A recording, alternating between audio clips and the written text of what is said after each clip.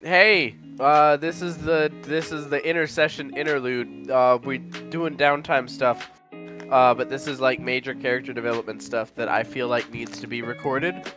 And so we're probably gonna like tack it onto something or just upload it special or I don't know. But yeah, I'm here with special guest Reuben Kiran and also special guest Sweets. We're not supposed to call people special anymore, I think. It's handy capable? Or mentally capable. That's what it was. I don't know. Silver.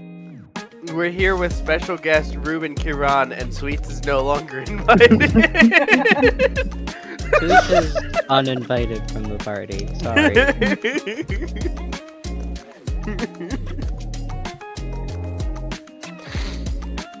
Anyways.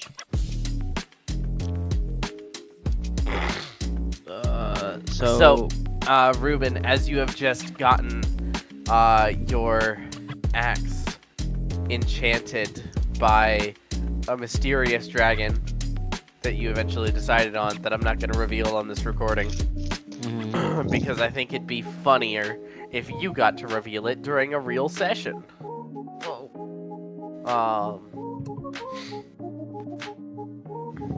But as we finish that up, and you return to the material plane, resting. The next morning,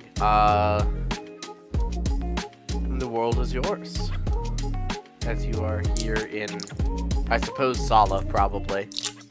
well, Reuben's just gonna probably find like a place to go eat, and hopefully maybe bump into someone from the party. Sure. You find yourself a nice, a nice, like, bakery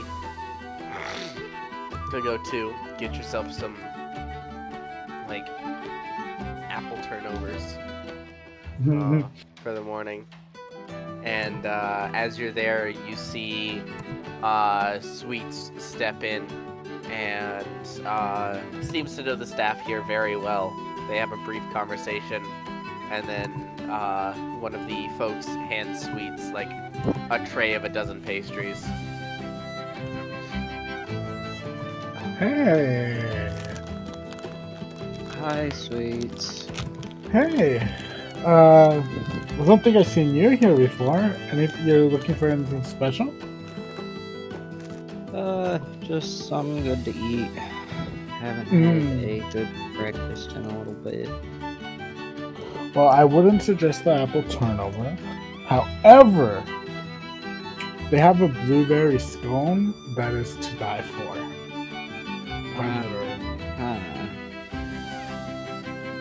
And why wouldn't you suggest this apple turnover?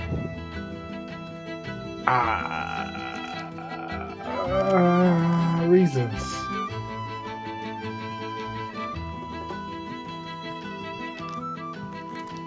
Just kind of stares at you. I come closer, whisper to your ear. They don't poison. Oh, okay. I mean, I'm not really a blueberry guy. Is there anything else other than blueberry, or do you just only have apple turnovers and blueberry? No, there's some bear claws. There's some just regular donuts. There's like a glaze. It's okay, but not great. There's Eclairs, croissants, yeah, the works.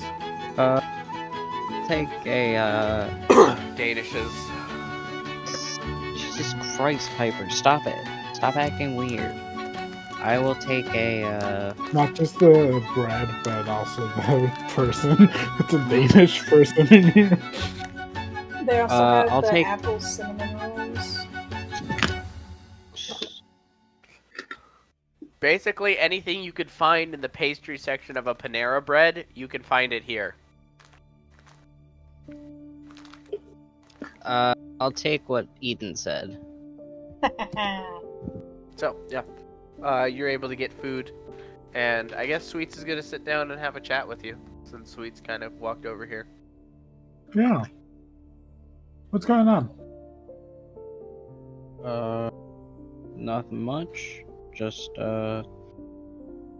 finished some business with the dragons, and now I am off to do some,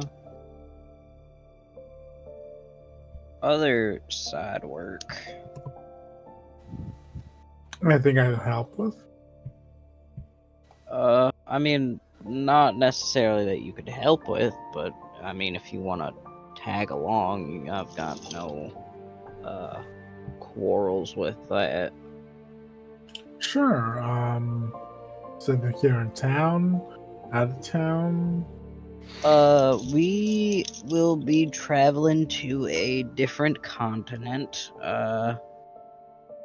specifically the one of my hometown. Ooh. You said continent. I believe you meant country. Country? Or, yeah, country, sorry.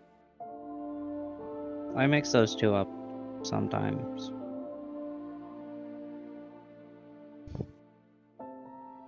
All right. Just you and me, or can I invite people? I mean, who were you thinking of inviting? First, tell me, is this going to be a dangerous mission? Are we doing anything that may risk our lives? Is this more personal, kind of get back with family reunion kind of deal? What are the stakes? I mean, it's a bit more personal, but I can't really guarantee that we won't get into a fight, or we will get into a fight, or what have you, you know? Alright.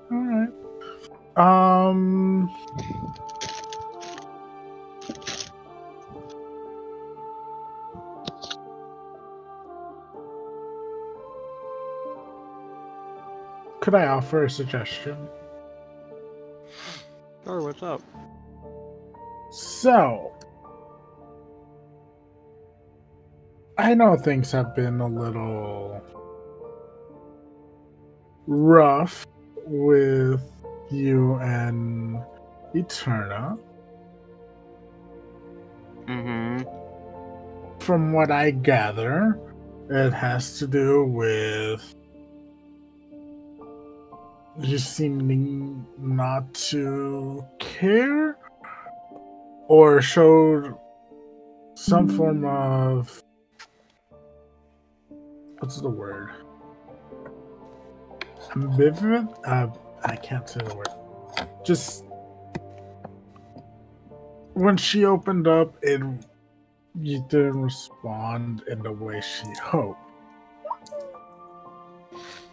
Would you kind of like want to open this up to her so that she could see that you want to try to share and the good and the bad?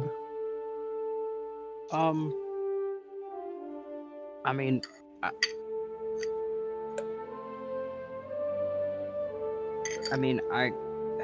I guess she can come if she absolutely wants to. I don't really think she'd want to come to my hometown just because I don't really think it'd be of too much interest to her. But I mean, whatever. If you absolutely feel compelled to invite her, then sure, go ahead. But do understand, and I would probably warn her that she has to follow some strict rules around my family and around certain people in the town. And she basically has to follow me because I know the works of my town and everyone in it. Right. Yeah, I think I think I can sell her on these.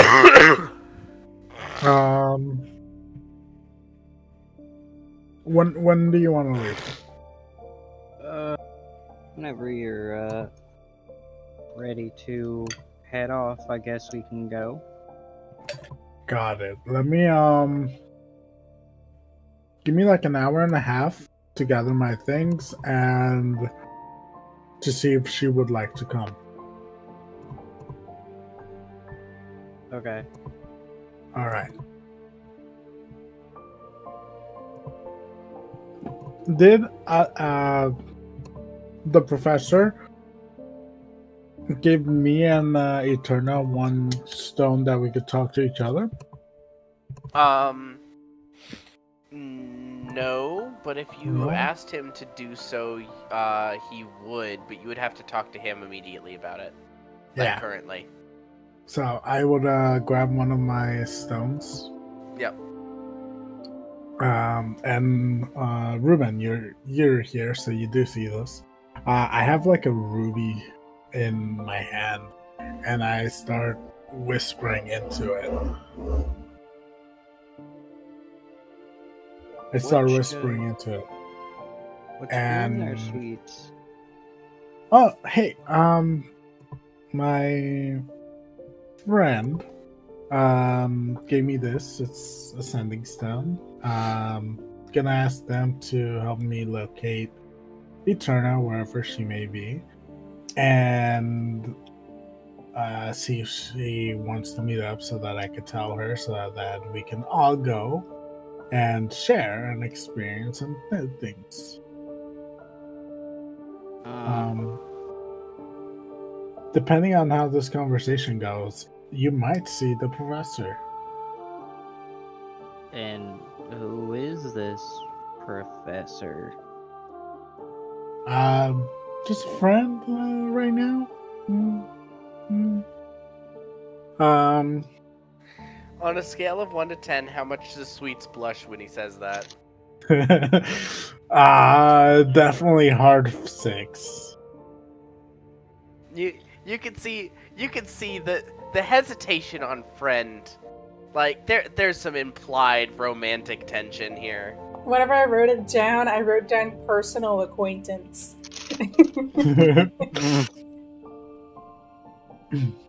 Yeah. Yeah. And I whisper into the rock saying, hey, can you help me get in contact with Eterna? Thank you so much. See you soon. Sure. You get the reply from Professor Atmos. Yeah, I can get you in contact with Eterna. Business or pleasure? I know we've had a couple of fun evenings. Is there something else going on that I can be a part of? Love to spend more time with you. I respond, by pulling out, it is worth noting, by pulling out a second ruby. Yeah. Reuben just keeps, like, squinting as he's, like, eating his food. It's like, well, before I respond, I turn to Reuben and say, would you be okay if the professor came along?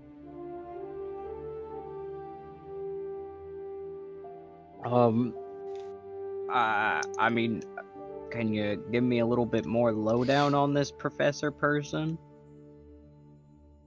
If I do, I'm afraid he's going to show up immediately. And I think it's better if you just say yes or no right now, and then I can give you the details. Are they going to cause any harm? Not intentionally. It's at this point the professor walks in the door.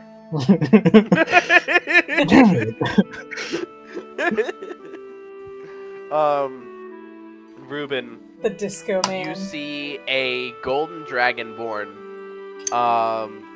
He's wearing fairly plain clothes. Has a walking stick with him. And is in the process of like putting away a small sapphire in one of his pockets.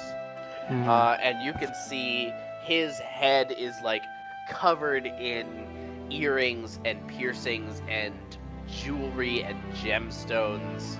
Like, this man is bedazzled. In almost complete contrast to like the almost like utilitarian traveler's nature of his clothes. He's carrying a small satchel, and kind of steps in, like, looks around for a little bit, kind of absorbing the space, and makes eye contact with you and with Sweets, and then walks up to the counter to order something, without, like, actually speaking to either of you.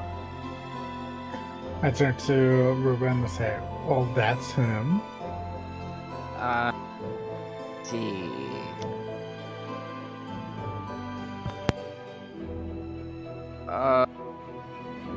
Okay, let me rephrase my question. Are they going to cause any issues that I need to worry about, babysit them, and or scold them for? No. Then sure.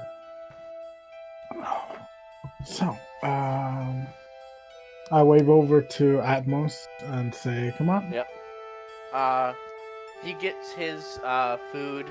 It's like a ham and Swiss croissant. Oh, I was gonna say, I take away his apple turnover, which he already ordered, and give him something else. He did order an apple turnover. I take it away. It's like, it's my favorite, and then And then you're gonna not eat it. and I'm not gonna get it. Yeah.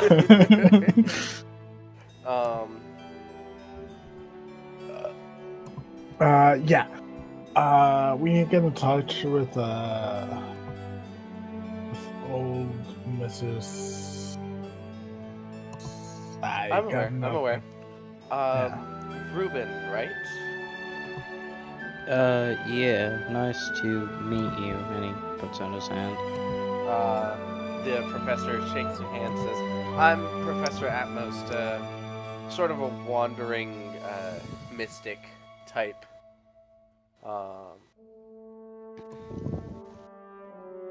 Always curious." I see. Well, just to fair warn you, before we go on this trip, please just follow the things I say, because it's my hometown, and I don't want to deal with... I understand things are a bit stressful there right now. Yeah. No, I will do my best to be a help and not a hindrance in whatever your goals are. Insight check. You can roll an insight check if you want. Does he already know what his goals are? That is what I am looking for. I want to see sure, roll. See if he already knows. With the 24 on insight,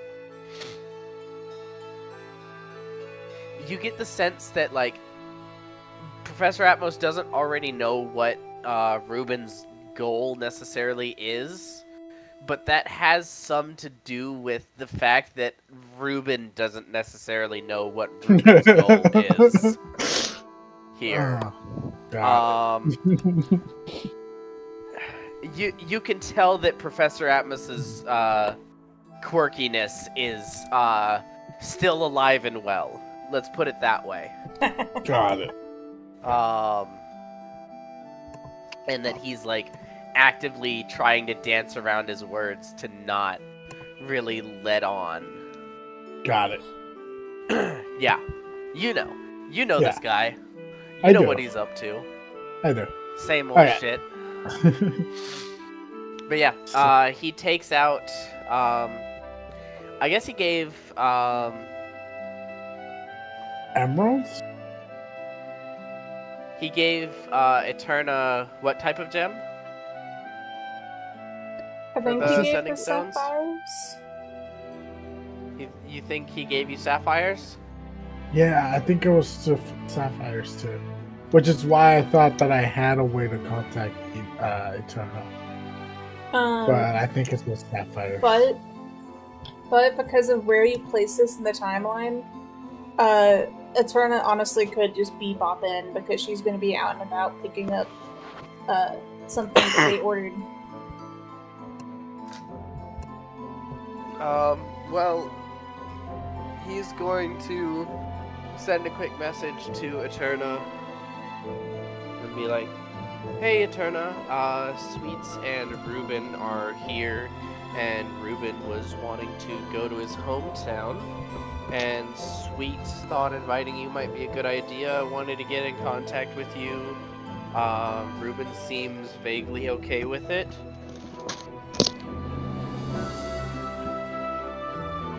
Tell her that she's missing out and that she should come by really fast. Sorry, the message has already ended. Eterna's gonna dig out one of the sending stones. Because she is Out of her third purse. Because she has upgraded them. They are no longer wrapped in a cloak, in a box, in the bag of holding. They are now just in the bag of holding. Well, presumably they're not even in the bag of holding, because if they were, they wouldn't work. So, and she would know that. Secret third pocket. I don't know. Yeah. Should have been out of her eye. No, she has both of her eyes. Her eyes aren't as cool as Sweets' eyes are. I know. I mean, her eyes have changed color. Yeah, mine is too. So does Reuben's. Like, you're not special here. Eterna's gonna dig out one of the stones, and she's gonna be like, sure, I'm in town grabbing the needle vial things. I can meet you somewhere. Where are y'all? Yep. You remember my favorite bakery, right?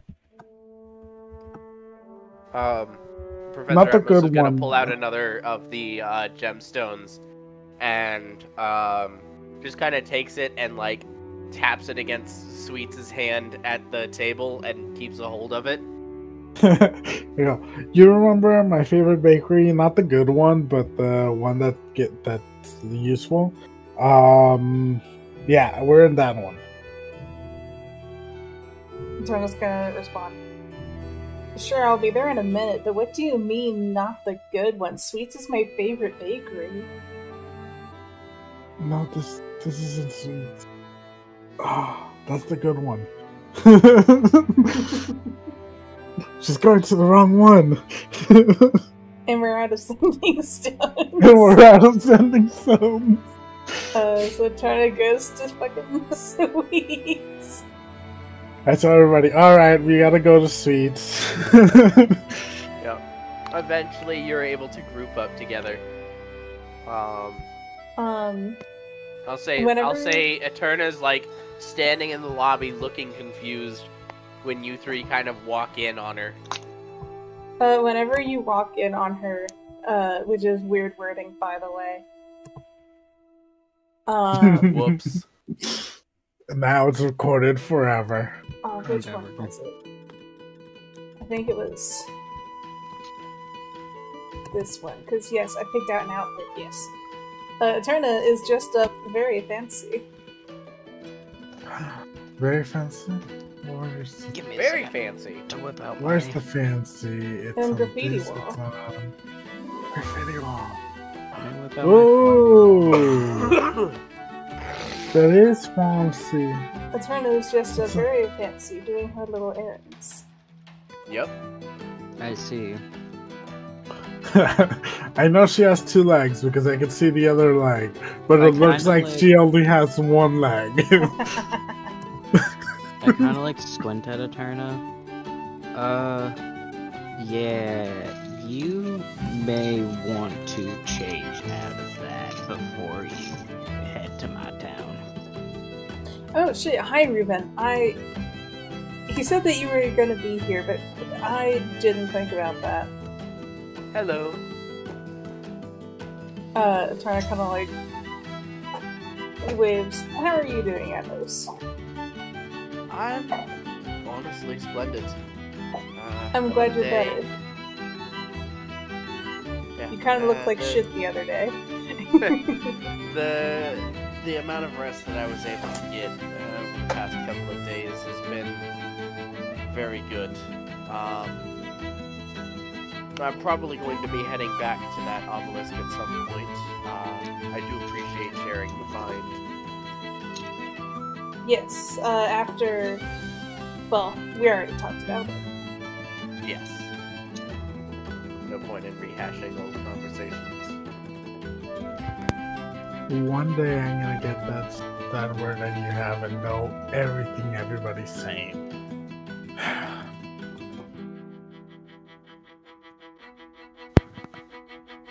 It's more a curse than a blessing. Yeah, I would agree with you if I had it. I mean, if you ever want to be surprised, you can hang out with the whole group. But don't think before they do things, so you can't think their things. Their thoughts. You can't think their things.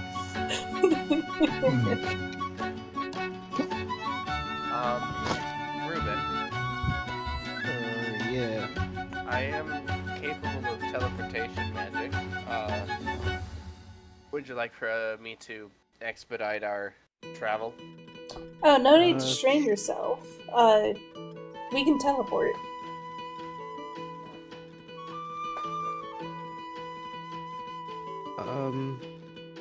I mean, either however works. you'd prefer to do it. I mean, is it a big strain on you to teleport people? Not massively. I'm certainly more used to warping myself around than I am warping others. A bit of a loner usually. But I don't expect my magic to be in high demand today, so if you'd rather go my way, then we can certainly do that. Yeah, why not? We can just go that way.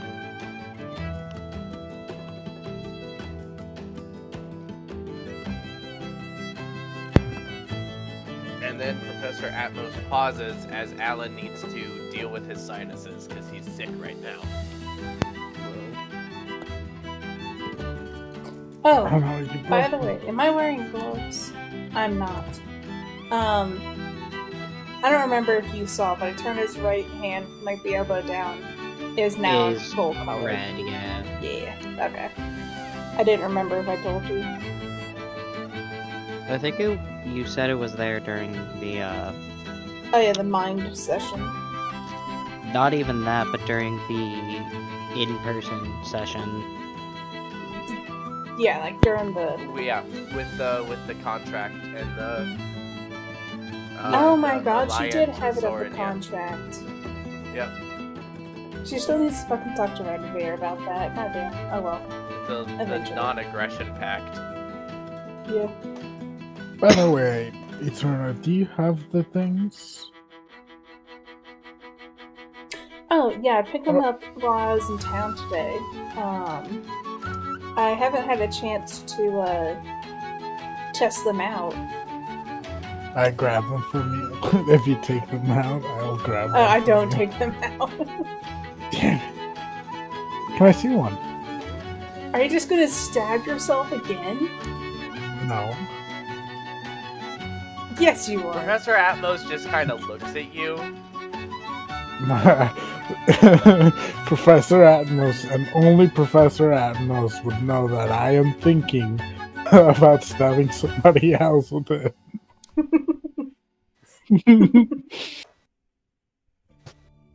He's just gonna shake his head. Just enough that all of his jewelry jingles a little bit. And I point at that and say, see, he believes me. No. This is a bad idea. Let's... Can we go before Sweets hurts anyone?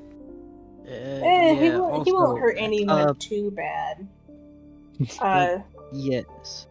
But before we go, couple rules. Okay. You cannot, okay,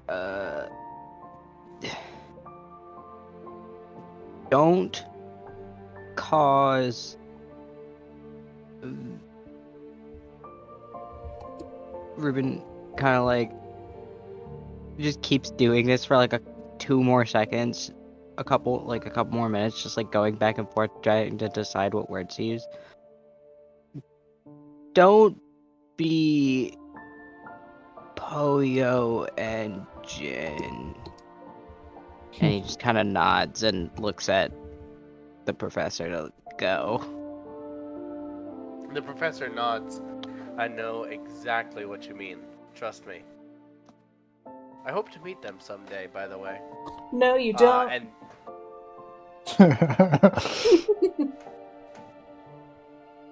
And then he raises his hand, and Reuben, you have a word of power. The word strong. So you, perhaps even more than Sweets and Eterna have been, are prepared to recognize the particular magic invoked when Professor Atmos speaks, and you feel that same sort of shiver as when you use your word of power. That the word that he says, the world around you disappears for a moment, and then you find yourselves on the outskirts, but pretty comfortably close to your hometown. Like, you recognize this hill. You know that if you go just over this hill, there'll be the tannery there and the blacksmith that are kind of towards the edge of town for the fire risk and the smell. And past that will be Main Street. And you have this sudden realization as you teleport that you never told Professor Atmos where your hometown was or where to go. And he just kind of knew. I don't like that.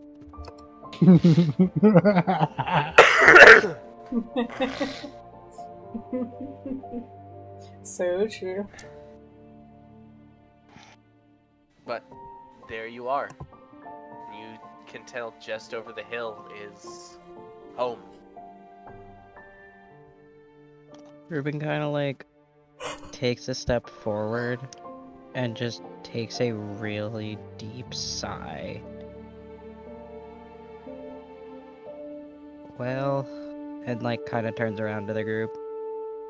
Well,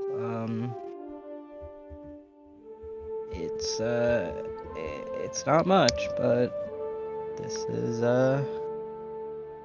just over that hill is my home.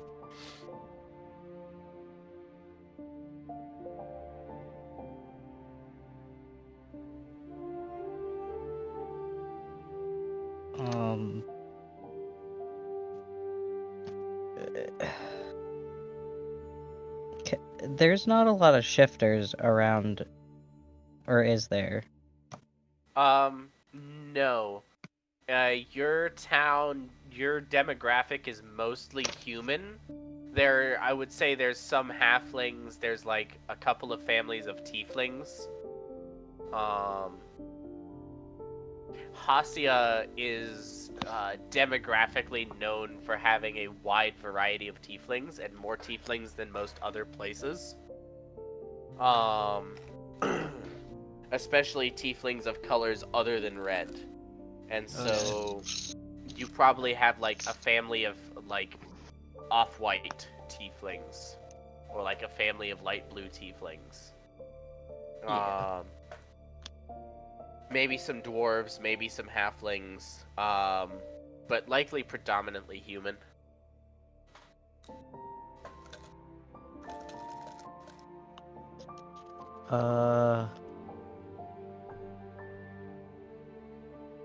Okay, well, just a heads up, Eterna. There is not many shifters around, and I know you're not. I mean, are you a shifter? Eterna kind of like looks at her hands, and looks at Reuben, looks at her hands, and looks at Reuben. She's like, "Yeah." All right, well, Beast folk is the broader term.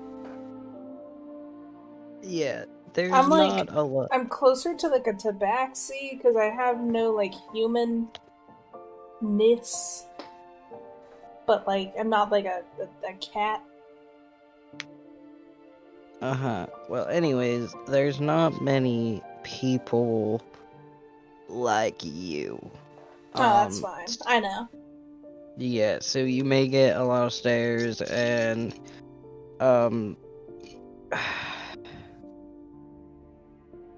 yeah, I can't promise anyone won't say anything. So yeah, and Well, of course I'm beautiful. Reuben just kind of squints and starts walking towards his house. Yep. Stepping over the hill, you can see the familiar sight of home. It's a small enough town. Most of the town is organized around one central street, with the blacksmith and tannery on this side, a general store towards the middle, some like outlying buildings, and you can still see the canal that you helped dig, that you helped organize. There's a water wheel there in the canal, powering some form of wood splitter, like a powering kind of like a saw, essentially, for cutting up logs. And A wood there's mill. a wood mill. Yes, those are the words that I was trying to find. But Oh, good. as you step into the town, all of you, you can hear the sort of general bustle.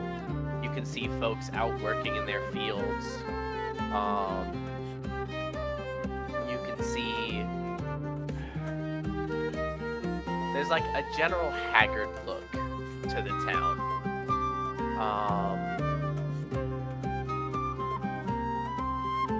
Like they don't look like they've been having the best time. They don't look like they've really been struggling. But as you kind of stepping into the town, you see this is like mid-morning.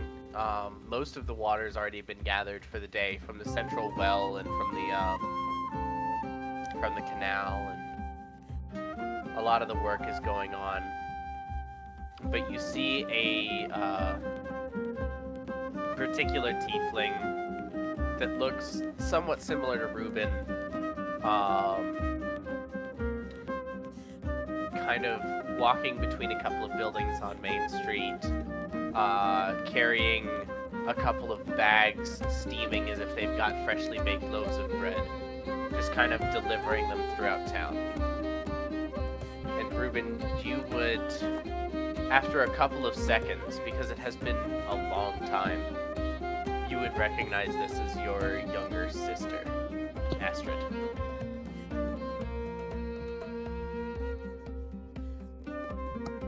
Oh, fuck. And Reuben kind of like tries to find a... She hasn't noticed you yet. Reuben, like, delightfully goes into a bit of cover. Yeah. You can kind of step into the space between a couple of buildings. But he still wants to, like, keep an eye on where she's going. Yeah. Like I said, she's just, you see her step into the general store at the center of town. And a couple minutes later, she steps out carrying one less bag of bread. Must be your, day job, I guess. Or just her side job, maybe save up for something or other. As you're kind of muttering this, and the rest of the group is kind of like awkwardly clumped around you, like frickin' the Scooby-Doo Mystery Incorporated group peeking around a corner. No, Eterna's probably gonna be like changing out of like her fancy clothes now that she's like, oh wait a minute. Okay, you are just kind of like on the street. We're in changing an out of your alleyway. fancy clothes. You're in an alleyway, but it's not like a tight alleyway. It's a fairly open alleyway. Is it like the singular alley of doom? No. Okay.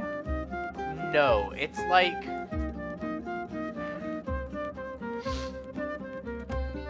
You have building on one side, and then you have small yard housing a single goat and personal residence on the other side. So there's like a good 7-8 feet of space between these two buildings, and there is a presence bleeding at you in those 7 to 8 feet. She'll probably just like change her shirt and like not change her pants. That's fair. As you're in the process of this, which it's unfortunate that you said that you were changing right here after I decided that this was happening. There's a very small child, maybe only like 1.5 foot tall, like halfling toddler, who kind of like and you can see him coming from a little while away, but they come up and they look up at you. And they're like, "Why are you furry?" Hey, you, scram! Reuben, like, runs over to the little kid and starts, like, shooing him off. Sorry. Didn't your mama teach you that it's rude to ask people questions like that you don't know? I've never seen any, but I'm sorry. No, It's okay, Reuben, it's okay. Pretty. Thank you. I am a fox. You may have heard about them in the Fidenia men. Fidenia? Who's that? You know the rings in the sky that are full of colors? Yeah. Those rings are made by foxes. By a demigod of You sorts make named the rings in Fidenia. the sky? I know who does. Are That's they why I like look your like best this. friends? We are best friends. That's really cool. Yeah. I'm gonna go color. And the kid just like wanders off again.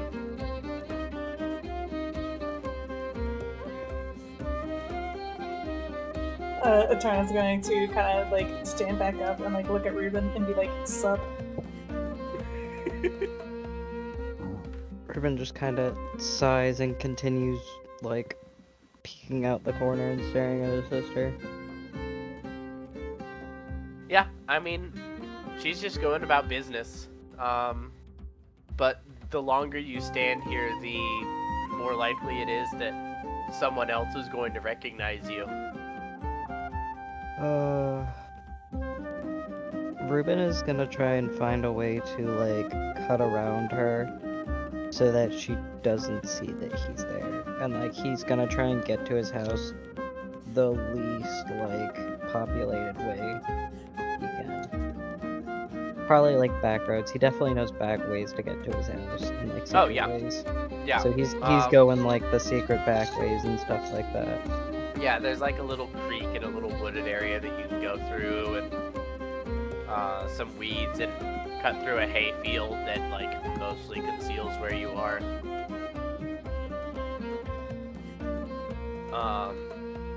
With the rest of the group in tow, you're able to get to your house without really being noticed by anyone. Or less without being noticed and more without being recognized. And there's definitely like a couple of times where someone sees your strange companions, Professor Atmos and Eterna, don't necessarily blend in. And Eterna is very tall. That is true. So you get like waves and some stares, but no one really seems to recognize you. And you go in like one of the least populated ways. Eterna, this does damage your dress. Like, I mean, not beyond repair, but like there's a couple places where like it gets caught on a briar or whatever, and you have to pull it free, and she has the mending cantrip, dog. Yeah, it's gonna take you like a solid 20 minutes worth of cantrip to fix everything. Damn. Oh well. Yeah. I'm like halfway changed out of it. It's fine. Yeah. I mainly just have like the leggings on. Kinda notices. Hey, if you need me to fix it up for you at my house or my ma, I can probably have her do that. Shouldn't be too long, and or too much fixing, but that's up to you. Oh, I appreciate that, Reuben. But no, I can fix it myself or have the seamstress fix it.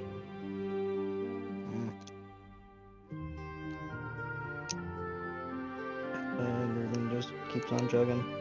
Yep. You eventually get to your house. It's not a big farmhouse, but it's definitely bigger than would have been necessary for a family of 3.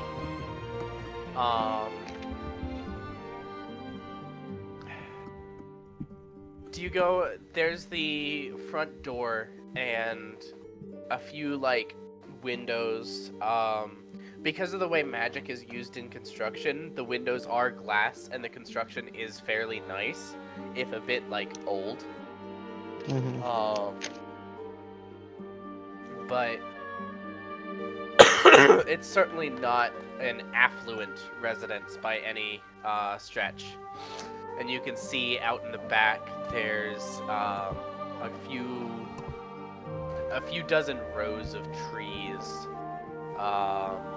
Mostly barren, but Reuben, you recognize the peach and orange trees that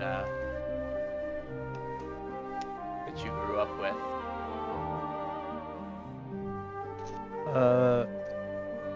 A few of them are different. You can see places in the orchard where, even just at a glance, you can see where trees have had to be cut down and replanted, and some pruning has been done. And it's different and the same all at the same time. And as you're kind of like taking that in, I'm gonna go use the restroom because I need to. Okay. Wait, I'm adding it to this. Now I'm just thinking about whenever Eterna's like, wait a minute. I can tell this kid about Fidenia.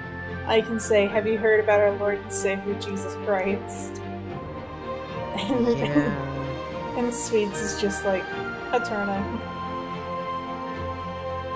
Really? That, and Reuben's also like, what the fuck? Because Eterna's trying, one of Eterna's grand schemes is to spread the Fidenia religion across the continent.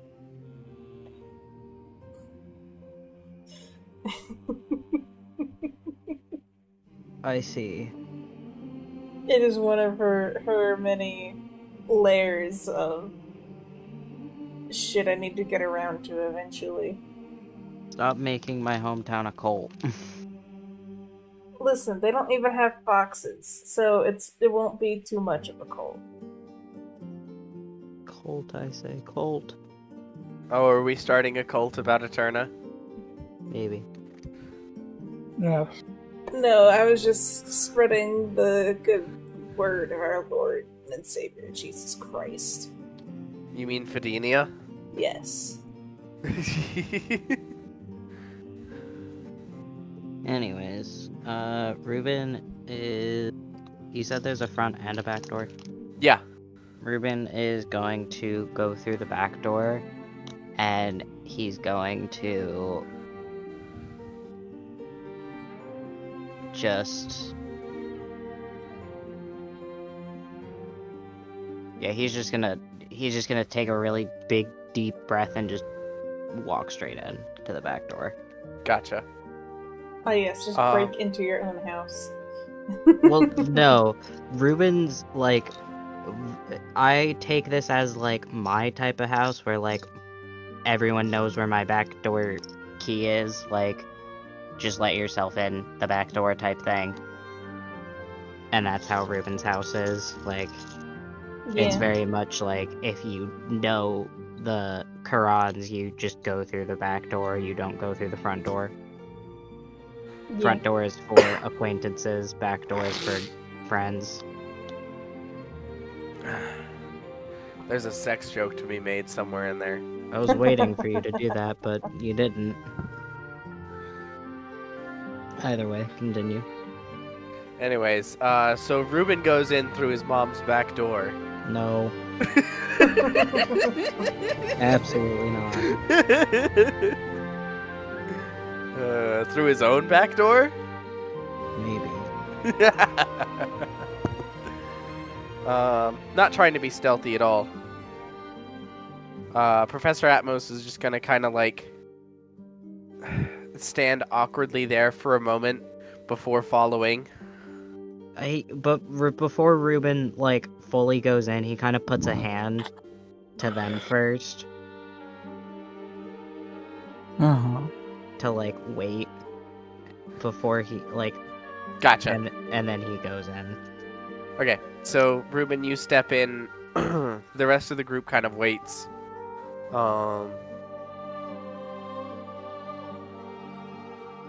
She's there.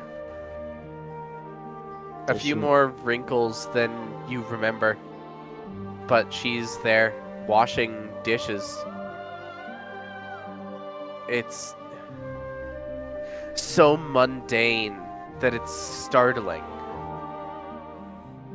And she kind of looks up at you and says, "Hey, do I?" And she drops the plate that she's holding. I'm sorry, Mom. She just runs over to you and wraps you up in the tightest hug you have ever felt.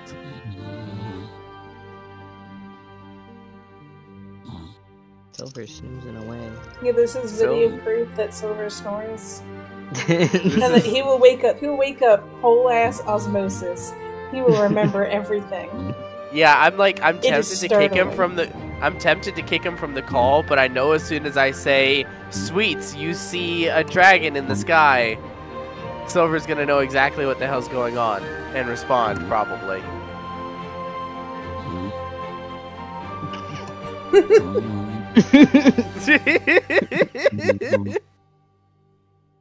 Hey, Silver. Hey, Silver. Silver. I love how Silver's status on Discord right now is, right now I'm in the zone. This is so true.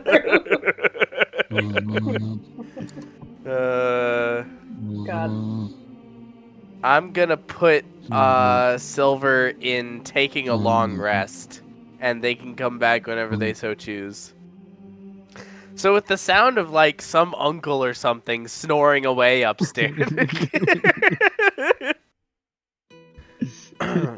No. Your mom just runs over and just wraps you up in the biggest hug halfway through your sentence. The plate that she dropped on the ground, broken, completely ignored. Reuben hugs her back.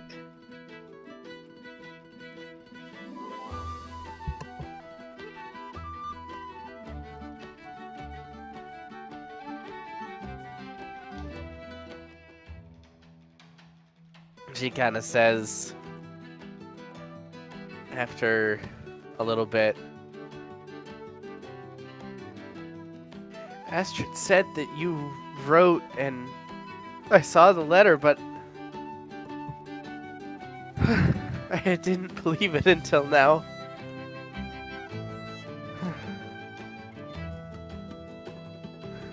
I'm here.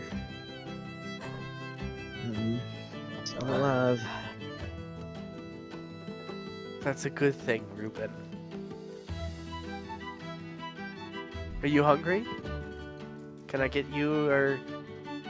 She kind of like leans over a little bit and peers out the window at the collection of strange folk at her back doorstep. Says, can I get you or your friends anything? I kind of like gestured to them to come in.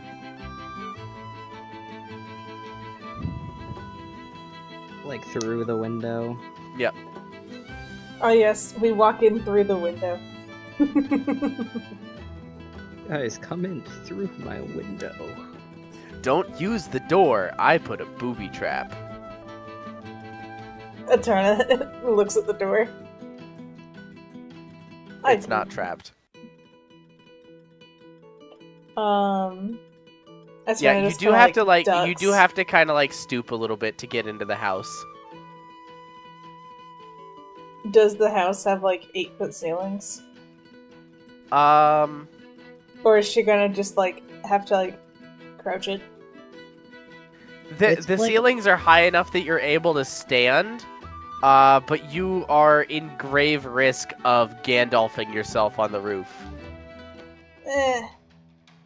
It happens a lot more often than she would like. She just kind of like bends her head. Especially and, like stepping walks from around. room to room. Oh yeah. You're definitively taller than this house was designed for. Imagine.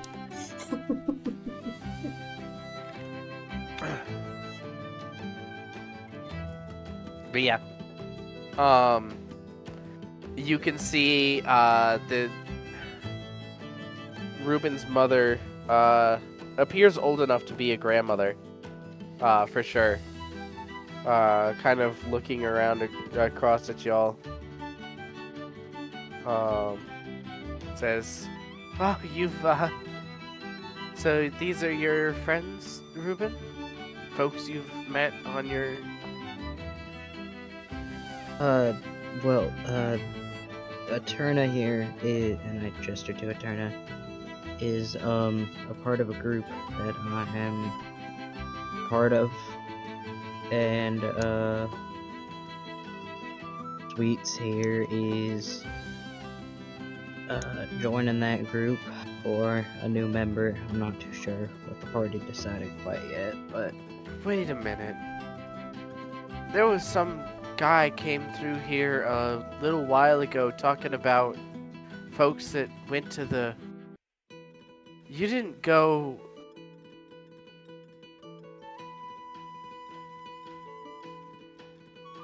Reuben. Reuben just kinda puts his head down and doesn't say anything. I had to do what was needed for the time. Oh, you always had that in you. And she just hugs you again, even tighter. Eterna stands there confused, not knowing what they're talking about.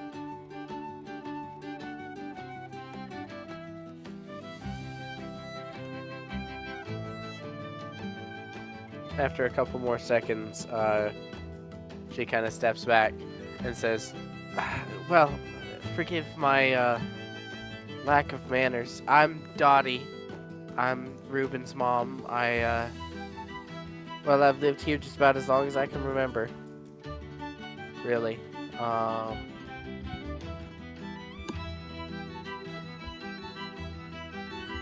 Can I get you guys anything to drink? Tea or?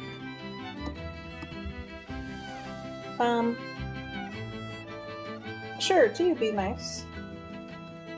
Professor Atmos nods, and Sweets nods as well. Sounds of a puppet string. Eterna tries to find somewhere to sit so that she can stop having to bend over. So she can stop being too tall. Yeah. Yeah, there's a small, like, kitchen table with chairs that are big enough for y'all.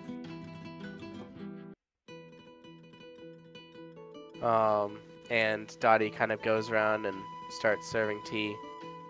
And all she does, she says to Reuben, so, why'd you come back here? Is everything okay? Yeah, everything's fine. I just wanted to see everyone and figured it was time that I finally come back, seeing as I wrote that letter not too long ago and you know, finally had a break in my schedule from adventuring. Right. So that axe served you well? What happened to it?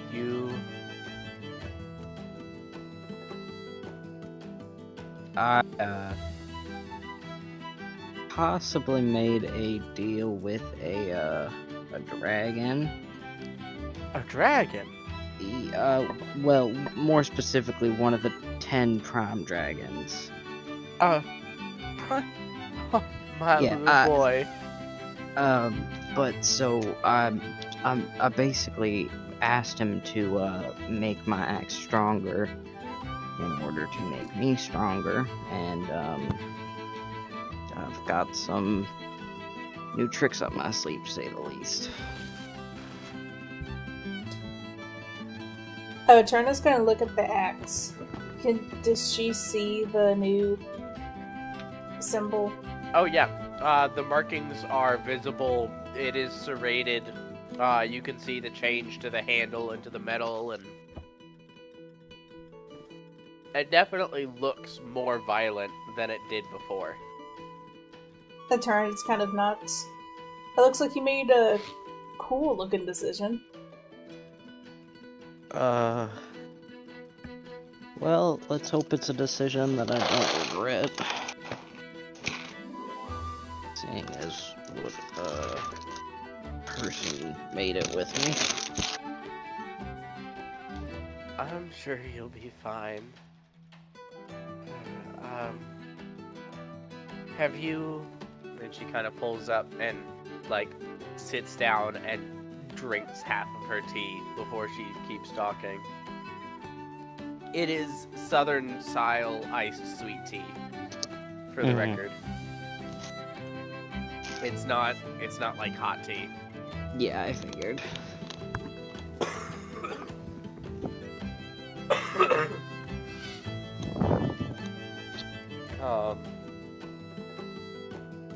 She kind of says, have you met anyone else yet? Anyone else, as in... Here. Did you see anyone else on your way in? Well, I saw Astrid, but seems like she was busy doing bread delivery. Yeah, she got an apprenticeship with the baker a couple of years ago. Well, good for her. She's doing well. She's doing well. Not talking to no prime dragons now. But... Well, some of the prime dragons aren't too, aren't the best to talk with. Oh, I'm sure you don't mean that. And she kind of looks up, like, a little bit nervously. You know, some of them can be an acquired taste, Ma. I guess that's a polite way of putting it.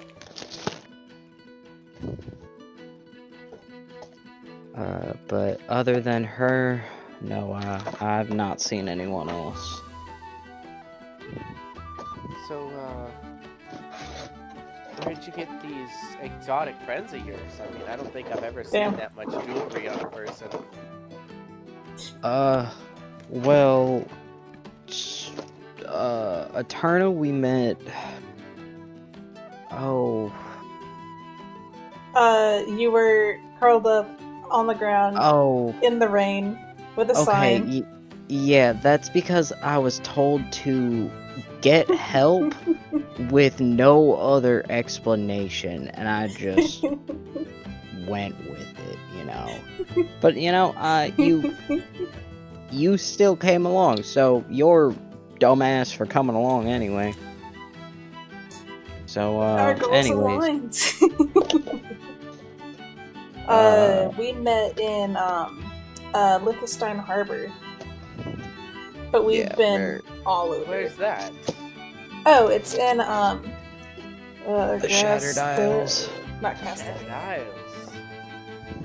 Wow, that's I guess they do have the beast folk like y'all down there. Oh, I'm not from there. It's whatever. Oh.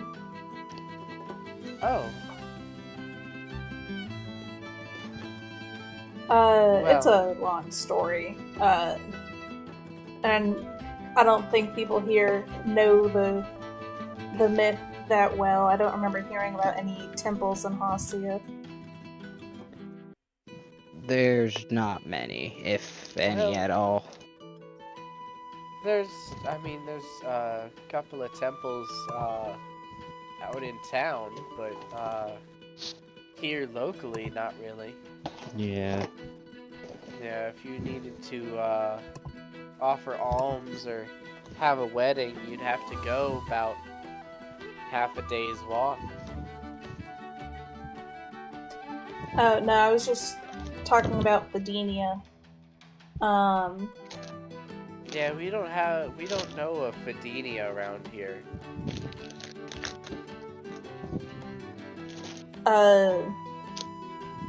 She is... Maybe Esther would know if anyone. She keeps up with that sort of mystical side of things. Yeah, the rings are made by Fedenia and by her runners. But yeah.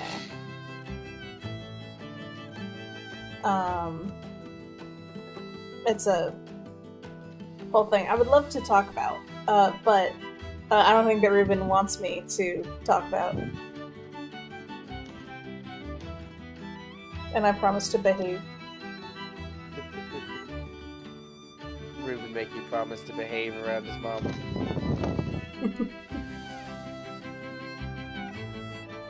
Seeing as I haven't been home in almost, 10+ years, I just figured that the guests I bring should, ought to have some manners. And I better make sure of that.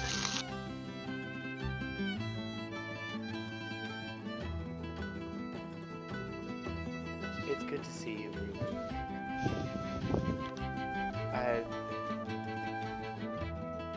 Like I said, Astrid showed me the letter you wrote, but I had a hard time believing it till I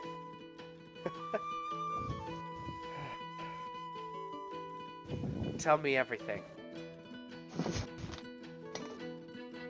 Well, everything's a lot. Yeah, what do you want to know specifically, Ma? What have you been doing?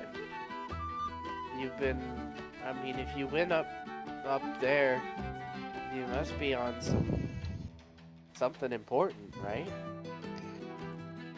Well, yeah. Me and my group, the Tidebringers, have been, playing a big part in this whole war. And we've been trying to stop... War?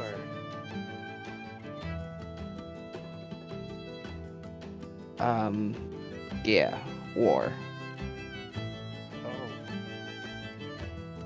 Oh.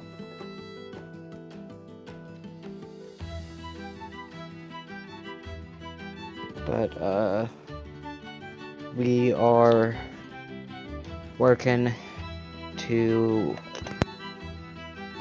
stop this... Like, they know about Draevok, right? Yeah, but there hasn't been, like, active war since the end of the War of Emergence over 500 years ago. Well, I say war, but it's more of this game, almost. We're playing this long game of chess.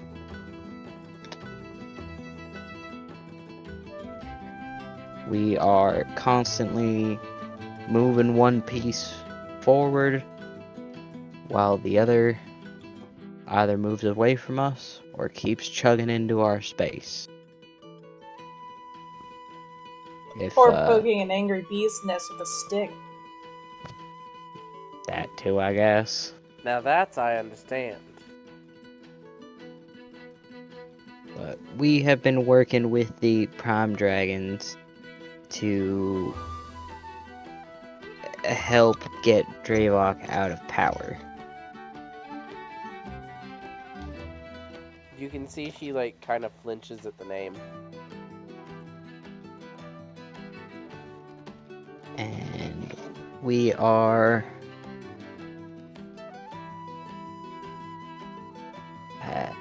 we just...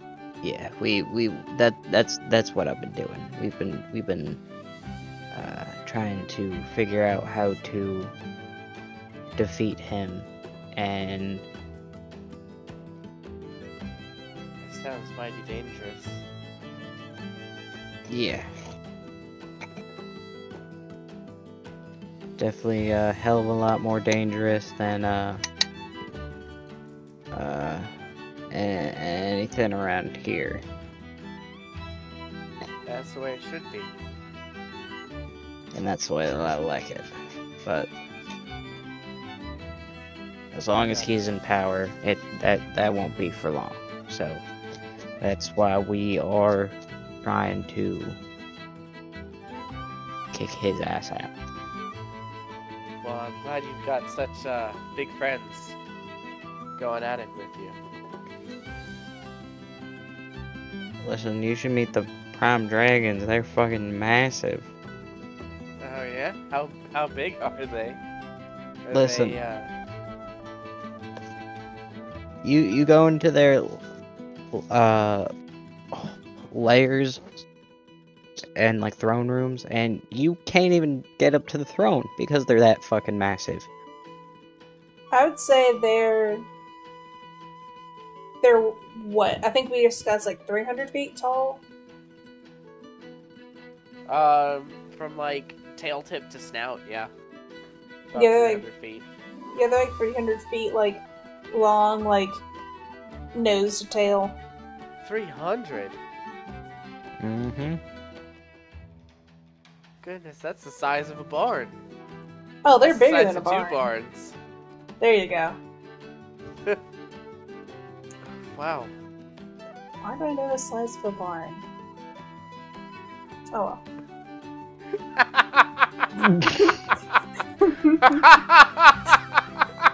I'm sure in Eterna's reading, she's figured out how long a barn is. But it's funny, haha, poking at her backstory that she doesn't remember. Oh.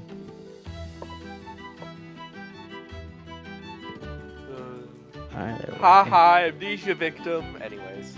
Give me a second. I wanna smoke marijuana real quick. God. Doing drugs in front of your mother. Oh my god.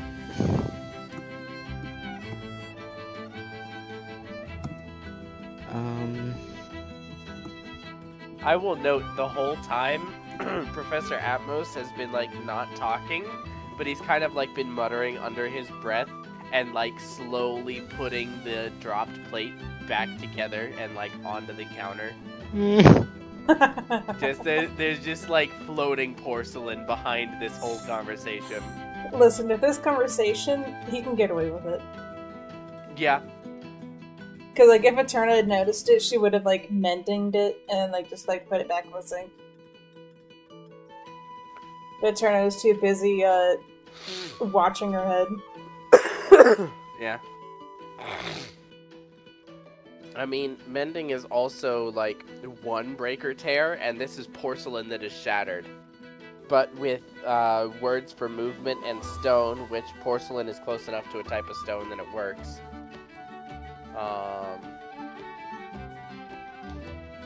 Professor Atmos is pretty capable of it. I wonder Also, if you move that's a pretty Sweets. butterfly. If you move fucking Silver back in here, I wonder if he's still snoring.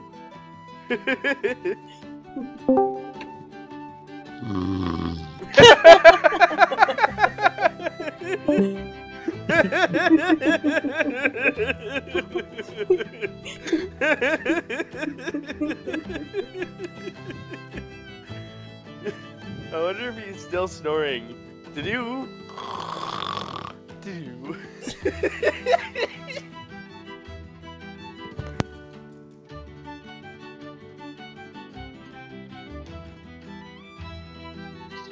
Where do we leave off? We were talking about the dragons. Yes. And we were talking about how they're really big. They're like 2 barns. And then Eterna's like, why the hell do I know the size of a barn?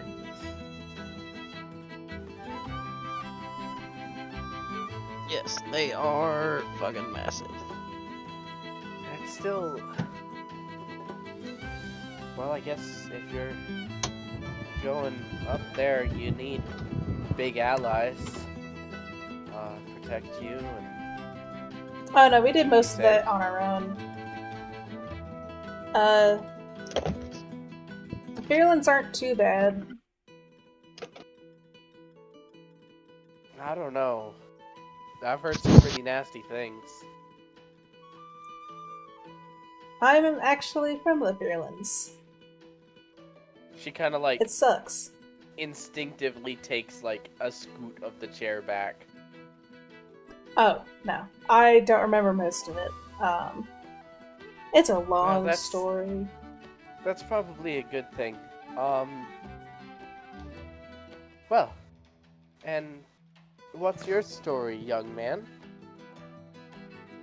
Oh, I'm actually not really a part of the Tidebringers, is what they're called. I'm just sort of a wandering curiosity collector. I'm here because I'm curious about the Tidebringers, and with 3 of their members coming here, I figured I'd join in. I fixed your plate, by the way. She kind of like squints for a second, turns around. Oh, thank you. I still hadn't really processed that I'd broken one. And you were Professor Atmos. Professor Atmos. Well, it's a pleasure to meet you. You as well. These folks here are fine and upstanding as far as I can tell. Well, that's good to know my Reuben's in good company. Whenever Atmos says that they're fine and in good standing, she's gonna like look at him, look at Sweets, look at him, look at Sweets, look at him again. You're free to do that. Atmos entirely ignores you. Cool. Eterna sips on her drink then. Being like, well, like whatever. Like that fucking Kermit meme.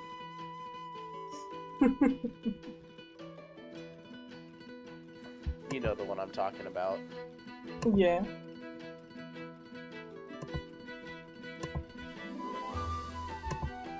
Well, Reuben, how long are you gonna be in town? Do I need to, get your room cleaned up? Or... No, probably only for, a day or so. Maybe the night if, plans run, longer, but, I'm thinking just one night, maybe.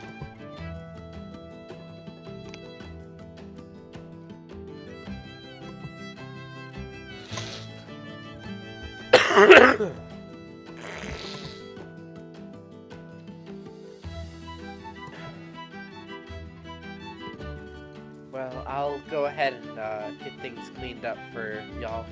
There's enough space in this big empty house for everyone.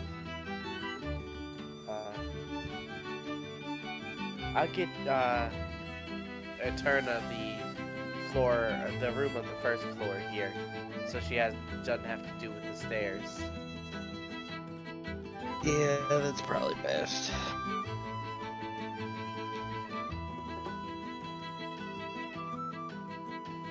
Eterna's kind of nods.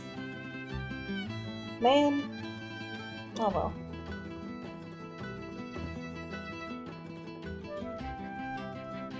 I'll just miss the party tonight. Party? You don't... If you've got other places to be, you can be there. I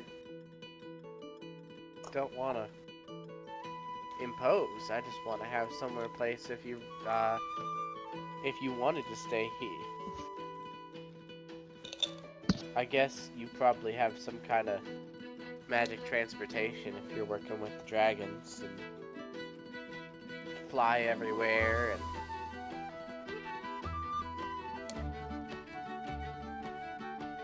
Eterna's doing like the mental math of should she stay the night or should she go back? While she's doing that mental math, Dottie kind of looks back at her son, Reuben.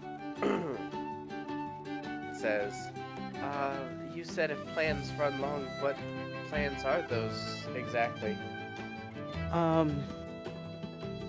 Just meet up with a couple of old friends. And,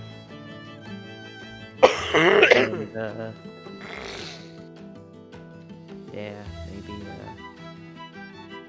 visit some people. And, maybe possibly fix some,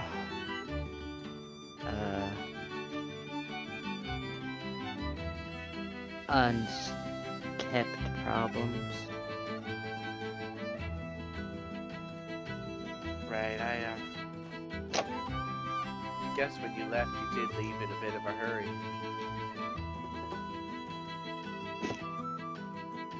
I mean, I left a small note, but, I mean, I know that didn't explain much, but I didn't really know how to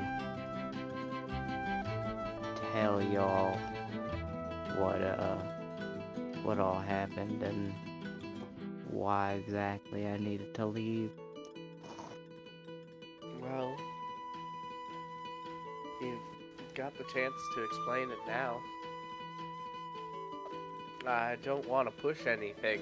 I'm happy to just have you here, but...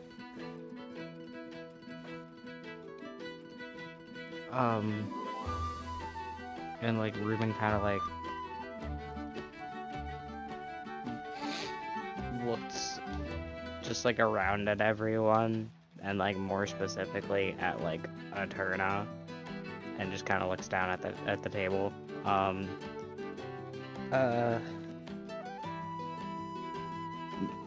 Maybe later we can have that conversation.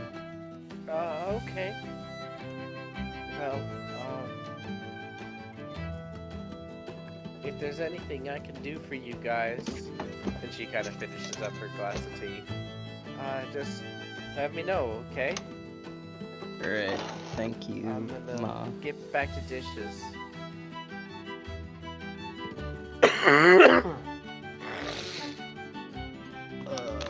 And Sweets is going to be a gentleman and offer to and actively do the dishes for her, because that's a useful thing that Sweets can do right now that doesn't involve Silver being awake or part of any conversations. Whoa. Sweets the dishwashing man. So proud of him. Helping out Reuben's mama. Like a simp.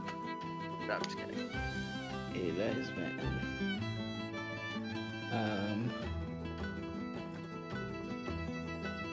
Okie dokie. Picking up from approximately where Lee left off, but Tyler's here now. So here's what's gonna be a thing. While Eterna and Professor Atmos and Sweets were outside, and Reuben was going in to talk to his mother alone, we'll say Eterna, you hear in your head, Poyo's looking for something to do.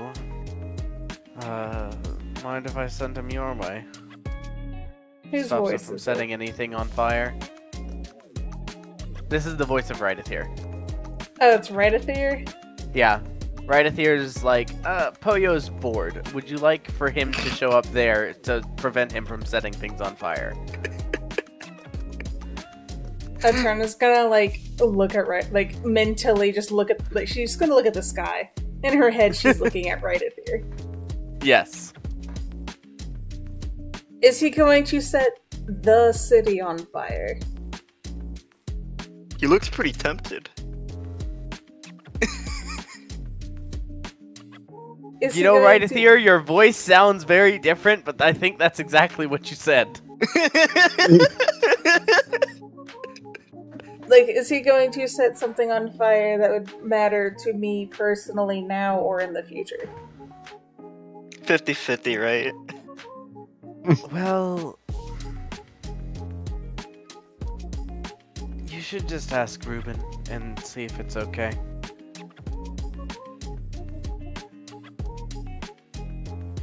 I will ask him whenever he comes back out. I don't want to interrupt him and his mom. Sure. And then, a little bit of conversation later. You guys are all sitting around.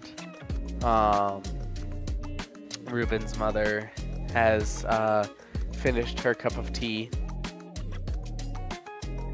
Oh, Reuben.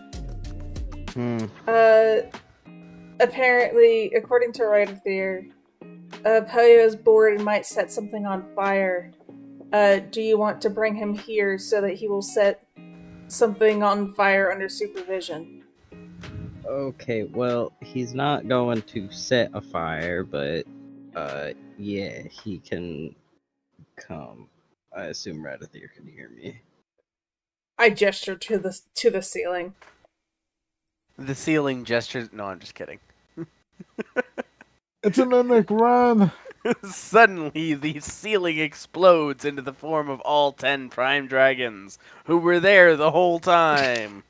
And Eterna just squints at them. What are you talking about? I wasn't asleep.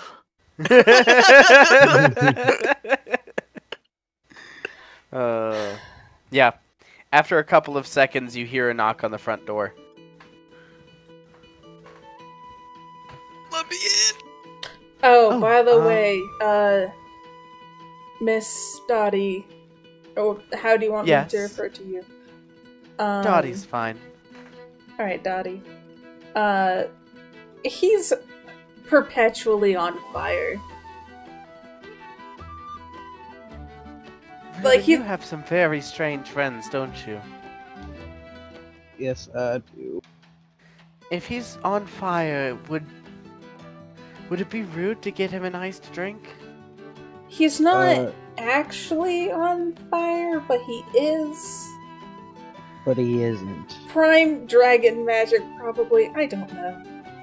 Yeah. I don't question it that much. something or other. She's gonna go and very hesitantly open the front door. Let me in! Oh shit, Poyo, you see a kind of like, I wouldn't say grandmother looking, but she's certainly old enough to be a grandmother. Light blue tiefling, and you recognize some similarities between her appearance and Reuben's appearance. Wearing just house clothes. They're a little like smudged from the work she's been doing today. Tax lady? No. I'm Reuben's mother. I've been told you know him. Ah, Miss Q, I see. Hello, You can call me Dottie. Poyo family time. Toddy? Dottie? Dottie. Okay, Dottie. You said your name was Poyo. Yep. Alright. This might be an odd request, but can I ask that you not be on fire while you're in my house? Does it bother you? My house is made of wood, and it does make me a little nervous, if I'm being honest. Yeah, I'll do that. I'll extinguish myself. Can I have some water? Thank you. I have some sweet iced tea if you'd like. Oh, yeah, that would be lovely. And I extinguish course. myself. Can I come in? Yep. She will pour you a glass of tea as you step in, and you can see... I don't know if you've met Professor Atmos. Nope. Okay. You see amongst Reuben and Sweets and Eterna, you also see a golden dragonborn wearing, like, rugged traveler's clothes. Pretty plain, pretty loose, in complete contrast with the vast amount of gemstone earrings and piercings and jewelry that he is wearing across his entire head and on his neck. You've seen jewelry shops with less gemstones than he's wearing currently. All different kinds. Rubies, sapphires, diamonds, emeralds, agates, opals. Damn, you look cool. He is absolutely bedazzled. You look bedazzling. Oh, well, thank you. You are, Poyo famine time. At your service. Yes. I'm Professor Atmos. It's good to meet you, Poyo. Yeah, pleasure's all the same. I imagine that Atmos can just see Eterna's like her thoughts just fogging up the closer that Poyo gets. That she's just getting a headache, and she's just like, oh my god. You can see Poyo is currently not on fire. Oh, so you can just not be on fire, you just choose to stay on fire. It makes me feel comfortable. Yes, well, not around a forest. Or a wooden house, or crops, or... Really, fire belongs in a fireplace. Well, if it makes you feel better, it hasn't set anything on fire yet. That yet is what I'm worried about. So, tell me, Poyo, how do you know Reuben? Are you a part of the group that he's been traveling, the Tidebringers? Yeah. Oh, I was one of the original members, actually. The last one standing. Reuben wasn't an original member? Well, he was, but... Original. I'm like original 2.0. Yeah. You're like original 1.5. Yeah. Interesting. Yeah, I met this young fella in Liechtenstein Harbor. Liechtenstein Harbor? I'm not familiar. Is that in Hocia? No, it's in the Shattered Isles. In, Yeah, The Shattered Isles. Or not Eulissendor, Vilsaurus. That's where I had an apartment. Oh, you were... So you were a part of a few adventuring groups out there then? Yeah. It's over. Han. Yeah. Is Sweets... Oh. You were snoring. Sweets and good? Sweet darling, I do have a guest bedroom. I haven't gotten it ready for you all yet, but... No, I'm sorry about that. It just... it was a long trip. I understand. Portal travel is difficult. Portal? Huh? Portal? Is it portals? I see. Well, I suppose that makes about as much sense as everything you've told me about the Prime Dragons.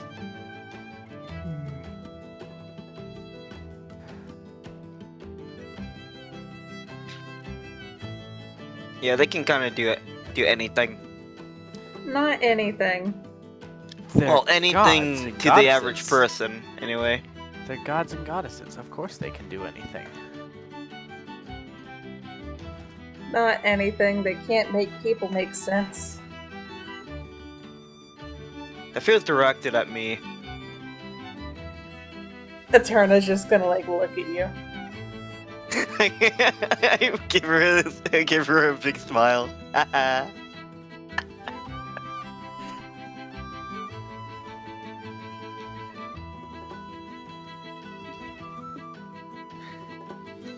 Well,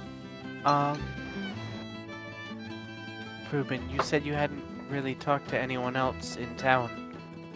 Who else were you hoping to visit with? Well, I mean, I don't know if I should visit her, but, if You mean Faye? I do.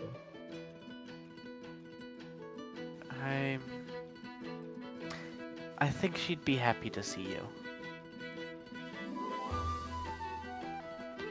Well, let's just say I don't know if I'd be too happy to see her.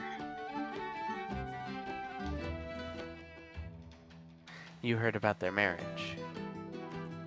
Yeah, I did. I really am sorry about that, but we all thought you were dead and gone. We didn't know... Reuben kind of just puts up a hand. It's in the past. Don't worry about it. She had her life, and I have mine. No use thinking about how things could have turned out different.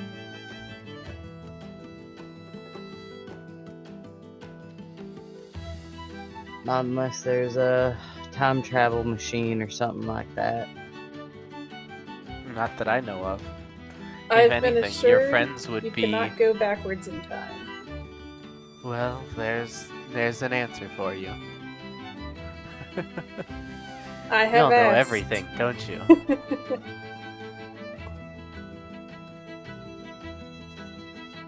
I'm the resident artificer.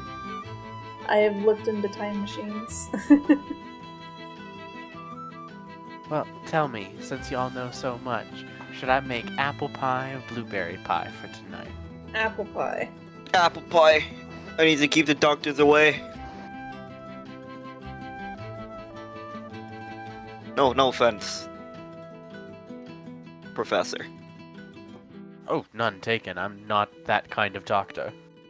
But Okay, also, I've watched you drink poison, Poyo. No, that was Jin who drank poison. Was that? Yeah.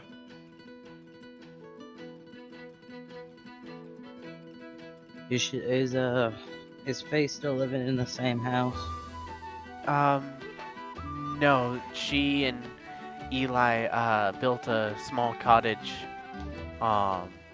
just up at the, tree line.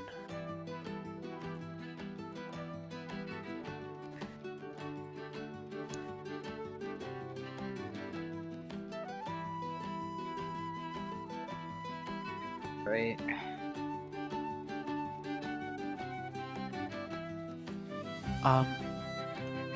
Don't leave without saying hi to Astrid, please. I know, mean, you said talking to Faye might be stressful. I don't want you to run off on us again. I won't. I will be, back for that. Alright. Well, I'll get started on that apple pie then.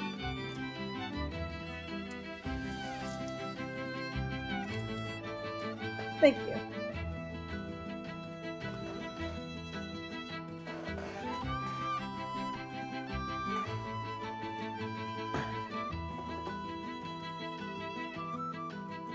She goes and gets to work in the kitchen.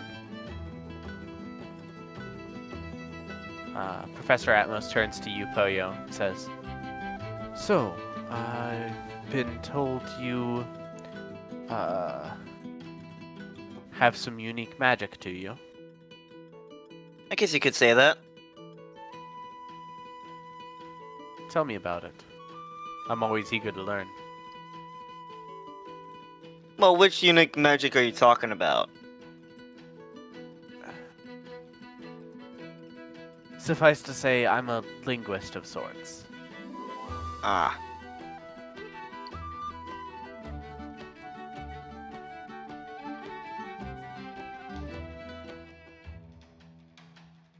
I don't know what that means. Your word, Poyo. Oh, that. Linguists study words and languages. Yeah, Reuben and I touched the stone, and now we've got these weird runes on our skin. Pretty itchy. On your skin? May I see? Yeah, I show him back on my neck. Right there. Hold up his arm. Yep. Yep.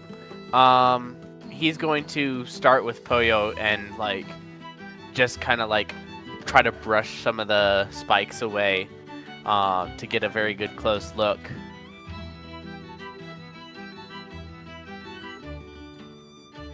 Fascinating.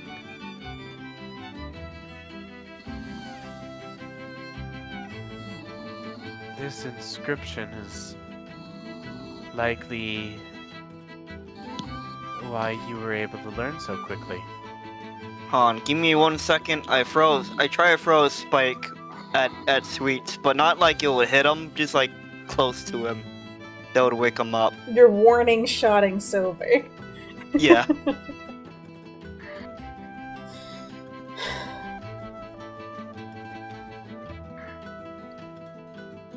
Hey Silver, did the warning shot work? Fucking But yeah, as we were saying. But yeah, he kind of like brushes some of the spikes a little away. After a second, he kind of comes to look at your word, Reuben, inscribed on your arm. It says, "Interesting. This from the golden obelisk, right?" Yes. Yeah. And what are these words, if you wouldn't mind saying them for me? I believe mine is story. Probably mine is strong. Do you say those words like as the actual magic word, or do you say it in common? In common. Well, I don't really say the word. I just kind of, I show him like my journal of stories. A lot of rough drafts, and a lot of it is very bad handwriting and has a lot of misspellings and scribbles and whatnot. So basically, my real life journal. Amazing. But yeah, I kind of write these stories at me. When you use the word, you do speak the word story in the runic language, and the stories that you tell with that is just the story that you're particularly thinking of. That's the connection between the word and what you're trying to do. I see. So technically, I am still saying story. You're still saying you're still just saying the word story. It's not like time slows down, everyone gathers around and sits on Poyo's lap to listen to him spin a yarn about some fucking idiot. I'd do that. That would be so funny, though. It would be funny, but that's not what's actually happening. That's what I can imagine what's happening. Yeah.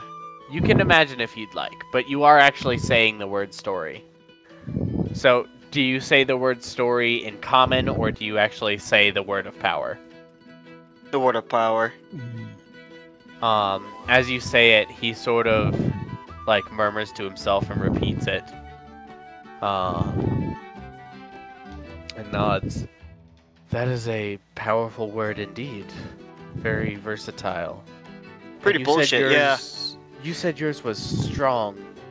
Would you mind repeating it in the language? I do so. Perhaps not as versatile, but by definition stronger. And he kind of like mutters it to himself. I do appreciate that greatly. I will likely study the word story some to see what I can achieve with it. Can you teach me how to say those words, by the way? Because I've been trying to learn one. Learning how to speak these words, this language, is a difficult and dangerous thing to do.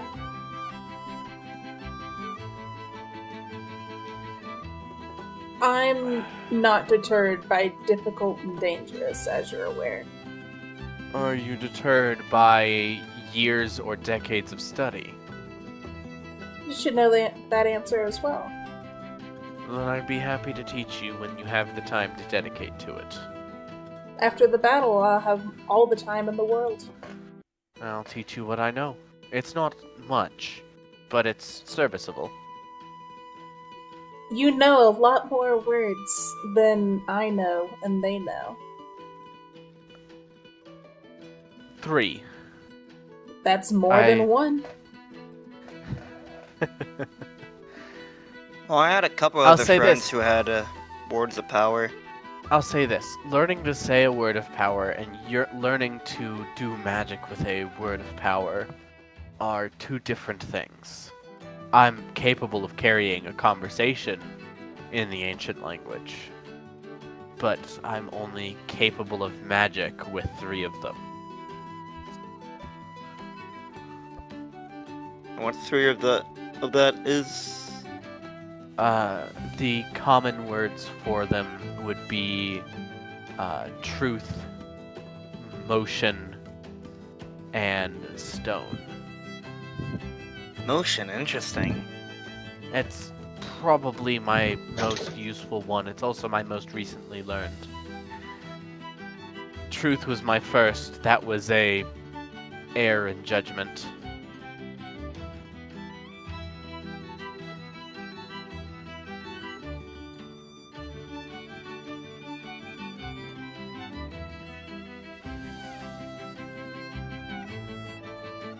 Regardless, that's in the past now.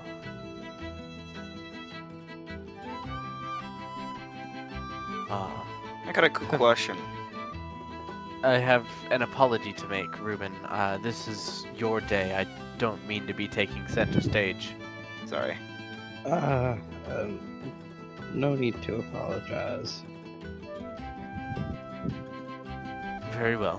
Just know that you're welcome to interrupt us whenever you're ready to move on. Oh, it's quick. Yes. Have you found your obelisks? Have you found these words in the Shattered Arrows? I found them through years of study of the world. These words represent aren't just representations of what they mean. The common word for fire is just a word for fire, but the word for fire in the ancient language is fire.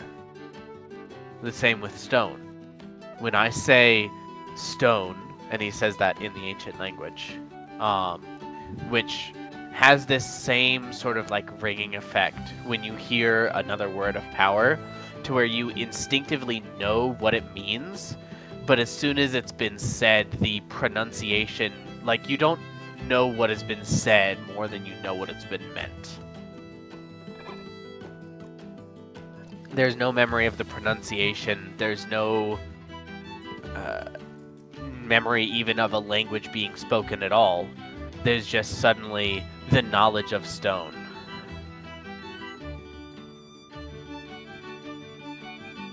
You know, like that feeling. Eterna's talking out loud. But she's like, that feeling of like just like knowing.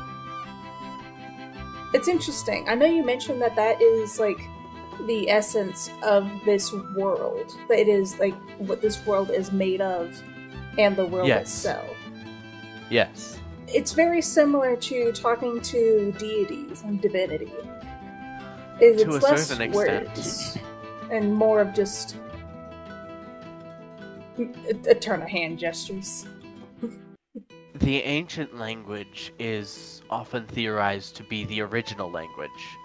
Yes. When myths talk of someone or something being spoken into existence, this is likely the language that was spoken.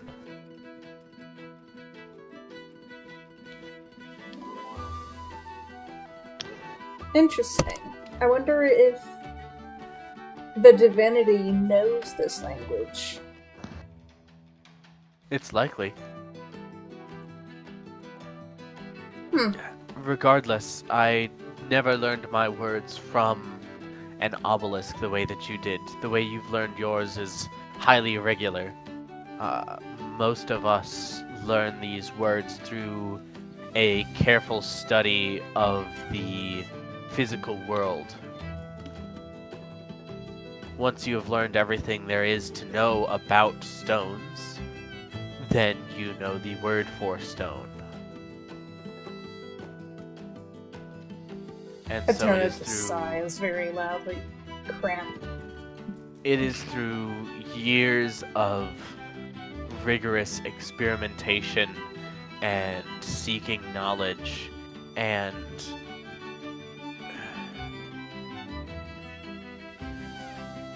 to know a word is to know what that word means to the very core of its being. To know the word for stone is to know what a stone is at its very core. And that knowledge leads to that word, which allows manipulation of its subject. There is a reason this magic is not practiced by many. Oh yeah, also has almost killed me. That is the other reason. Times. It is definitively the most dangerous form of magic to practice. One has to be very knowledgeable of one's own limits. It also technically killed my pet, so... Oh my god, you did, didn't you? It was to save you guys. Well, I know. And like, It stole some of your memories too, didn't it? Yeah, he doesn't Well, that's remember up one for of the debate. dead party members. That's up for debate. Maybe she just never existed. No, Fuck you. I can tell. I told you one of my words is truth. I can see it in the truth of who you are. There's a piece missing.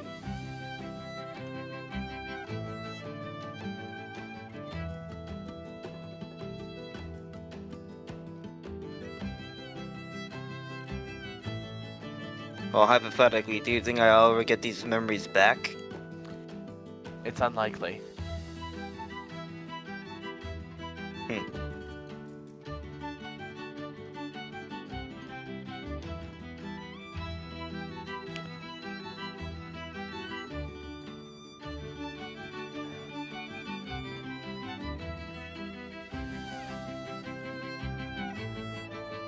I'm sorry, I shouldn't have brought it up. No, you're fine. It's okay, we can have missing memories together.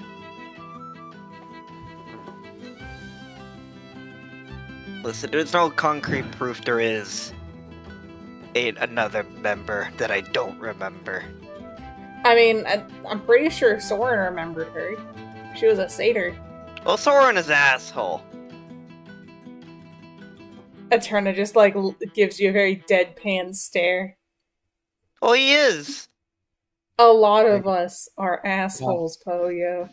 While they're having this conversation, Reuben's gonna just, like, slip out. He doesn't care if he's noticed. He's just gonna slip out and go upstairs to his room to see, like, if they did anything to it. Sure. You can see... Stepping into your room, you can see there was, roll an investigation check, I'll say. It dies.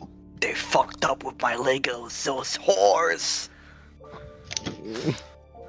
I'm pretty sure Reuben didn't grow up with Legos. Play-Doh. He grew up with Lincoln Logs. That might be closer to the truth, actually.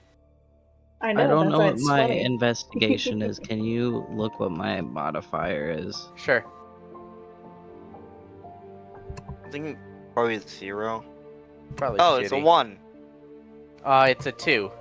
It's I got 2. a 15 plus 2, so 17. 17. With that, I'll say you can tell at first there was an effort to maintain the room exactly as it was. Ready for you to come back. But as time went on, that effort turned more into just a leaving the room alone. And you can see there's a few things in here that your family didn't used to have when you were a child that are just stored in here now. There's a layer of dust. It's very much a storage room, but your bed is still where it was, and it's still made, although the covers are dusty. Your bedside table is still there. Everything that you remember being in the room is there. Some of it you just have to dig past a pile of linens you don't recognize to get to. Reuben is gonna walk over to his desk. Yeah? And he's going to grab a key underneath his desk. Yep. Like, that's kind of like tucked away underneath. And he's going to grab it and he's going to go to his bedside table and unlock it. And he's going to pull out a small journal. And he pulls out a gun. And he starts murdering people. He goes downstairs and he shoots Poyo in the head. And then he shoots Reuben in the head. Nah, he'd start with Eterna, probably. That's Yeah. right, like, here's for all my fucking anger. Here's all the times you tried to fucking kill me. All the Fucking other Doom kids music plays. with the pumped up kicks. Which more appropriate, Doom music or pumped up kicks? Doom music over pumped up kicks. Yeah, you're so right. Yeah, both are playing at the same time. No. I don't want to find a recording of it. Anyways. Anywho. Reuben's gonna drop that in his pocket, and he's going to... I will say with the 17 on investigation, you can tell that that drawer has been unlocked and then relocked. Like, the insides of the drawer were slightly moved from where you remember them to be. You don't know if it was, like, lock-picked, but you were very particular about that journal. And it wasn't...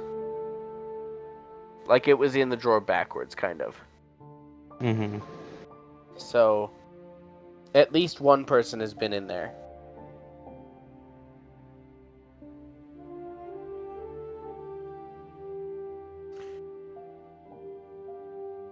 Reuben is then going to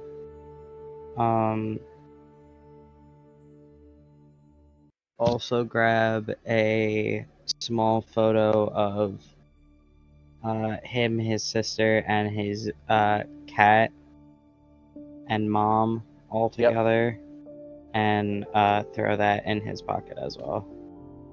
Gotcha. I will say you haven't seen the cat. The cat is presumably dead. Yes. And he my point. knows that. Yeah, this is my point. Because the cat that I'm referring to is the cat, like, when he was a child. I know. So it's like a baby, like, photo. Listen, I have your backstory open. I know. Okay. You don't see me here? My screen is black because I'm crocheting as well. Oh.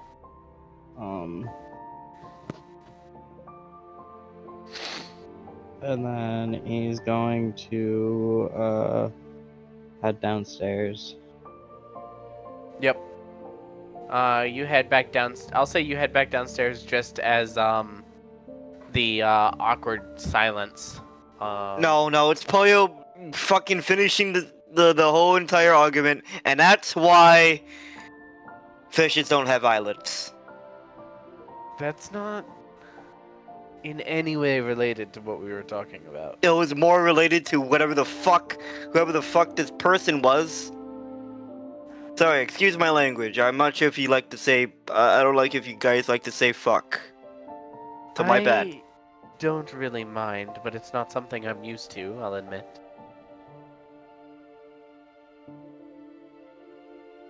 I don't need to apologize. Oh, hey, Reuben. It's still Welcome back. considered rude in someone else's home. Eterna's correct. Yeah, damn it.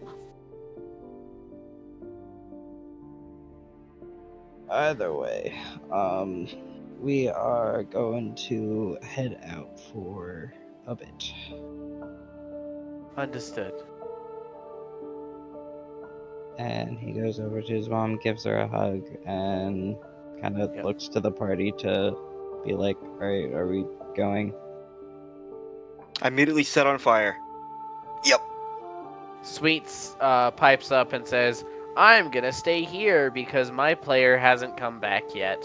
I'll catch up with you guys later, maybe. Jesus, their fucking voice has changed a lot. It's pretty sweet, right? Your octaves have, like, it's all over the place, bro. Yeah, they call it a diametric diaphragm. Fucking bards, man. Eterna stands up, and then whenever she stands up, bashes her head on the ceiling, and is like, ah. And then she's like, it was nice to meet you, Dottie. We might meet you as well. Later. I hope you are. I can't eat a pie all by myself. And I love apple pie. We'll have some for you. Yes.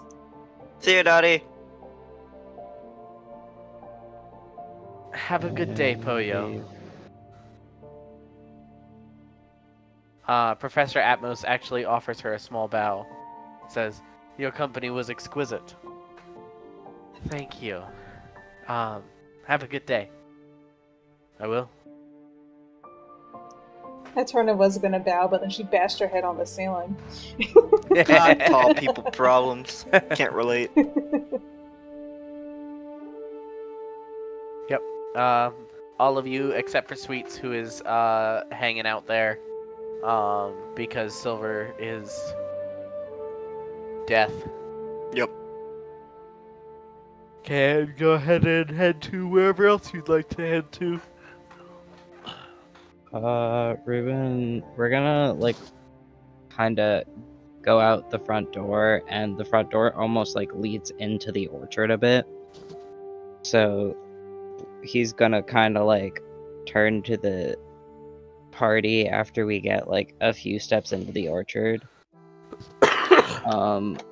Alright, so I've got some business to attend to, and yeah, so don't cause trouble in my town. I wouldn't dream of it. Are you sure? Poyo would. I'm sure I can keep Poyo in line. Now that's something I'd pay to see. How much would you pay? What's your hourly rate? Now there's a question I haven't heard in a long time. Actually, Thought try Sweet to would hit be me. the one to ask me that. I mean, I guess for him, I thought you'd be a bit cheap. Give him a Hit me. personal discount. Do it. Both of you, hit me. Fucking hit me. Not here. Oh, Okay, I when do wanted we to get to see the you punch town? him. And you do it, Eterna. You have no qualms. Not qualms, Reuben, am I we're allowed to in the- punch Poyo? We're in the middle of a town that Reuben specifically asked us to not cause trouble in. Causing a fist fight. It's not a fist fight, it's only one punch. Technically, we are on my property, and my property is decently big. I asked for permission. Alright, Eterna, punch me, damn it. That wasn't technically permission. Punch me, damn it! Reuben, Don't do I have yell. your permission to punch him? Well, Eterna does. Professor doesn't want to punch me yet. I'm not gonna force him to. I'm asking Reuben's permission, not yours, Poyo. Sure. Just Oh, don't hell yeah. kill him. Eterna's gonna deck him. Roll to hit. Joke's on you. Eterna only has a +1 to strength. You can roll your regular like melee attack with whatever Amazing. weapon that you would normally use for a melee attack. God, if you fucking somehow miss. I used the cursed sword, so I likely missed. I use That's my a- protective wings. That's a general 20. Yeah. And I am Oh, gonna wait, what use did I roll? warp. I rolled a I'm gonna use 19. 19s count as a crit. Oh no, I rolled a 15, never mind. Yeah. But I'm gonna cast warp impact, and I'm gonna fucking put it shunt that 9 damage to back to Eterna. Hey. It's not 9. It's not. No. No, that's if I hit you with the sword. Yeah. That's just Oh. the roll to hit. Once And again, what's the one of the warp first times the impact sword damage? would have ever landed a hit. One of like the top 3 times it would have hit it. And it doesn't even count. So your AC is 19. No, I just said I used my protective wings. Remember? So you're gonna use your reaction to Oh, use your protective yeah. wings. Guess I'm not gonna cast that. I didn't think about that. Oh, whatever. I still fucking. Yep. I thought that would you- be funny. you I go forgot about and, the reaction. Like, try to deck Poyo, and a like spectral dragon wing just appears in front of your fist and blocks it. Hey, you told me to punch you. You that wasn't me, trying that to was Karen. block it. No, it wasn't. That You wasn't know me. it. That was Karen. Yeah. No, it wasn't. Yes, it was. That No. was you. But fine. I'll give you one more punch then. Eterna's just gonna fucking kick him. Yeah, kick him in the nuts. She's Roll to hit. just gonna kick him like square in the chest on the ground. Roll to hit. Amazing. Roll good. Roll good. Roll good. Roll bad. Yes! No! Warp impact, bitch! Shunt. Listen, Eterna is a caster, Roll or attack save. and you're having me roll attack rolls. You don't have to. You could have cast, I don't know, fucking Firebolt or something. I don't know. Whatever your sorcerer has. I was told to punch you, not to ice you. Oh, you said roll a dex save? Yeah. Oh, that's like almost 1 below. But yeah, you take that 8 or whatever. It's I not imagine 8, she just but It's not 8. no, What it's is not. it then? That's the damage from the sword. Oh The yeah, damage 'cause from he's just only a punching. punch is 1 only- plus strength, so it's 2. I see. So you did that 2 punch. Well, it was a kick, wasn't it? Yeah. Yeah. It's the same principle. Yeah. I'm not using my claws. Because that's a different die. Yeah, that's only for, anyway. Special occasions, yeah.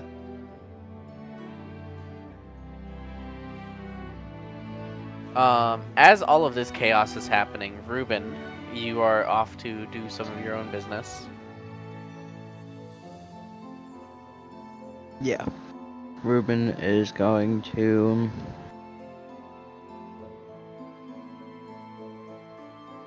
I guess dreadfully go to Faye's house. Okay. If anyone wants to follow me sneakily, wink wink, nudge nudge. After I finish, messing around with Poyo, I want to, disguise self. And follow Reuben. Okay. What do you disguise self as? What's more likely, a tall-ass tiefling or a tall-ass human? I don't think tall ass humans exist, sorry. I'll say you've seen both in this town. I put on the ring. Okay, that will take an hour. I don't know But how far away Faye's house is. But I follow with my flames off.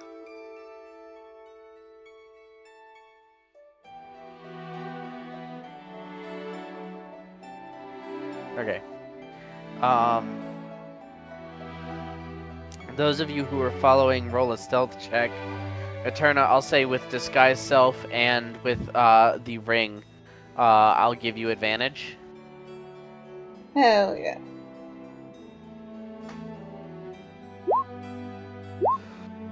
Yeah, sounds about right. Yeah, so, Reuben, Actually, after you take, like... On. Let me add, like, a D4 to that. Or, no, it's not gonna matter. I mean, shouldn't I go roll on. something to see if I notice them? Go on, Poyo. This is not gonna help me. Okay, so, Reuben. You won't notice Eterna. You will absolutely notice, like, after 10 or 15 steps, you hear Poyo, like, trip behind a tree and say under his breath quietly, "Fuck!" Oh, yo. The tree said fuck, not me! Roll a deception check. So true. Deception, you said? Roll a deception check. Oh my god. 20! Unfortunately, it's not a natural 20, so I can't give it to you. Man. So yeah,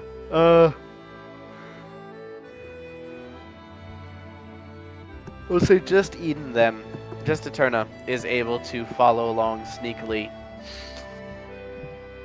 with a combination of disguise self and the ring, and like sometimes slipping through the shadows and sometimes blending into the general village. You're able to follow Reuben. Now, I will ask Reuben, are you trying to approach Faye's house sneakily, or are you Reuben's not gonna take like the most obvious way, but he is gonna take like a sort of a back way. He's gonna take a back way, but he's not like actively trying to hide from anyone. He's avoiding crowds. So he's just kind of like taking paths that seem like not a lot of people are on at the moment.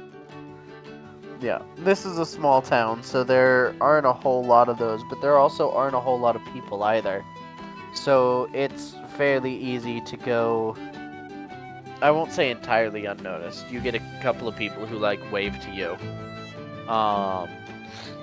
Maybe like one person who recognizes you from when you used to live here, and you stop and have like that 5-minute awkward conversation with them.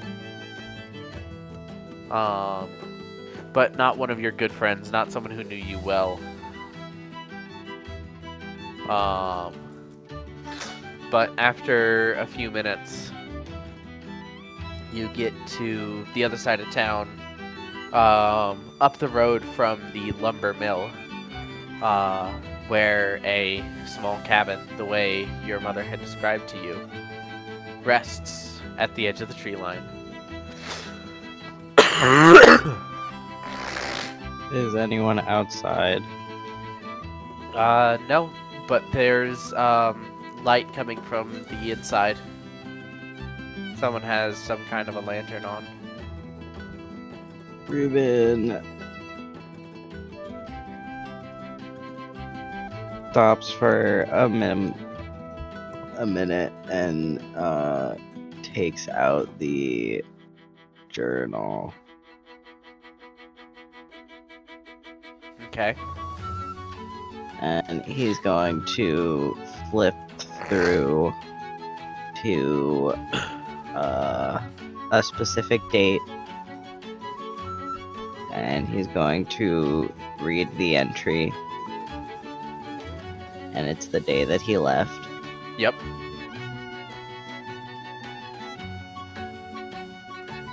And he's going to slowly put it back in his pocket and slowly start going towards the door. Gotcha. Front door? Yes. Okay. Up the 4 steps. The second one is a little loose. Onto the front porch there. You can see there's a porch swing on one side.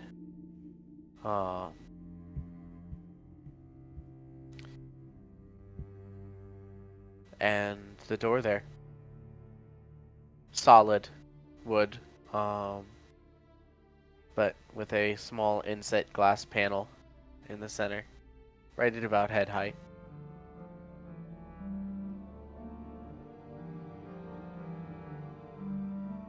Reuben is going to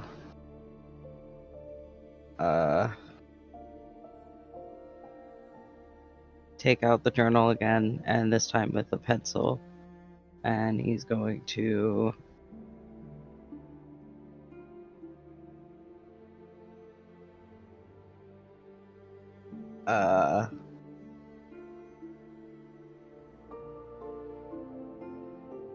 take out the entry of the day he left, and he's going to write on the back, "Meet me at our spot," and he's going to put it on the doormat, knock on the door, and he's going to skedaddle real quick Gotcha. and duck down. Roll initiative with advantage. Just to What? make sure that you dash away fast enough. That means I have Pretty to cool. open roll 20.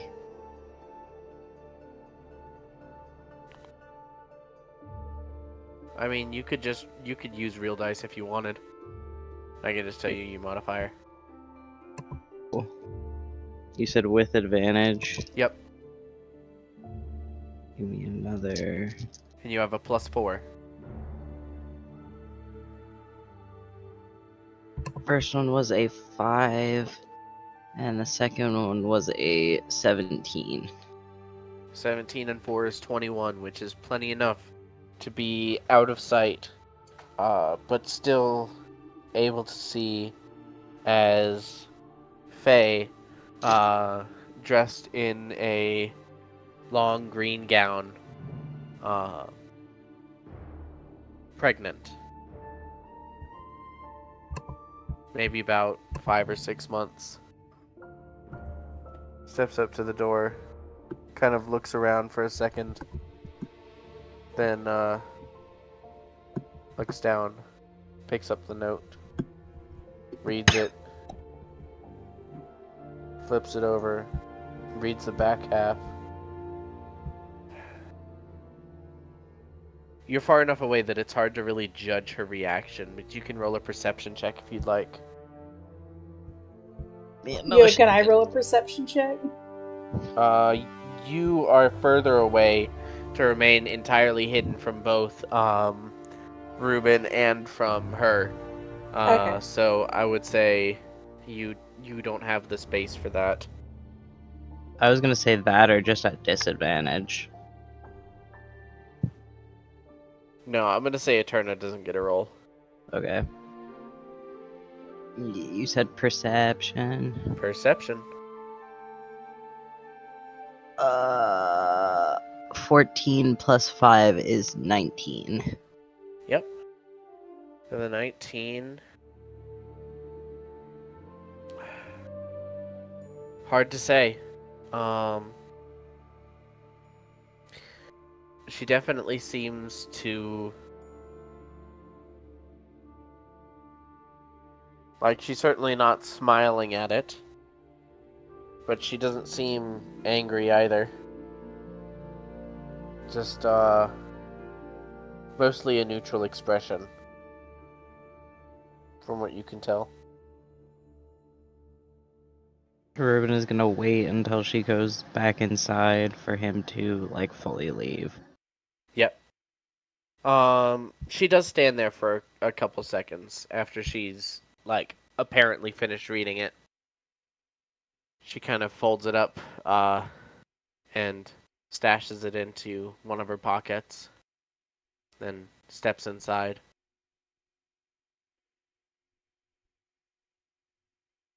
Steps out a couple of seconds later wearing a hat and gloves.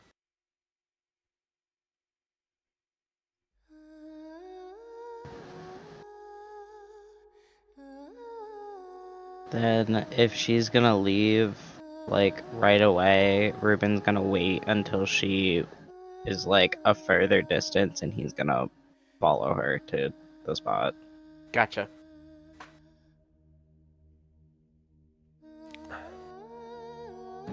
As you kind of approach the spot,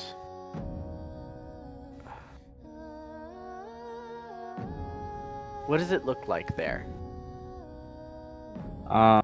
It's behind this abandoned farmhouse.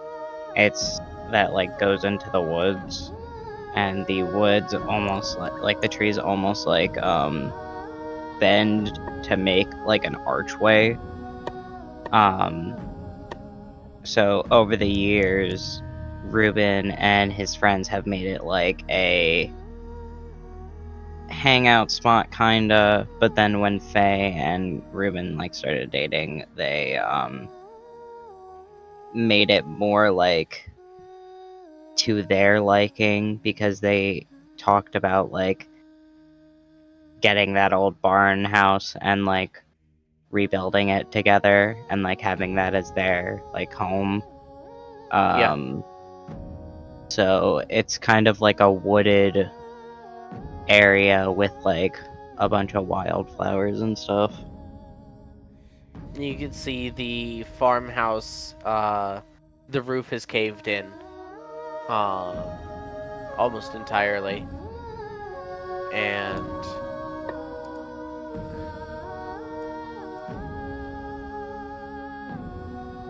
as you kind of, like, walk up to the space, you see the sort of natural archway of the trees the few, like, pieces of wood that your friends sat on, mostly in disuse, but there's one more professionally made bench there, newer, that Faye is sitting at, holding the folded up note, just kind of looking down at it.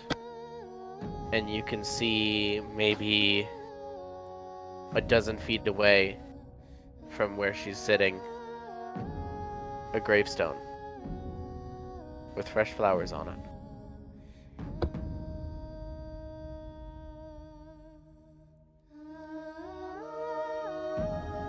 Reuben is going to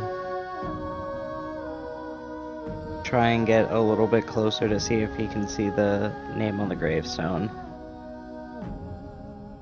As you step closer, there's a sinking feeling in your stomach, and you know, before you even see it, you know that the name on the gravestone is yours.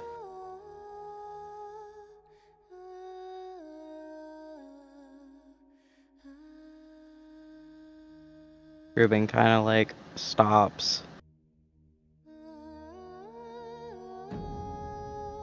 and almost like stops at a space where like Faye can see him, but he kind of just has his head down. Yeah.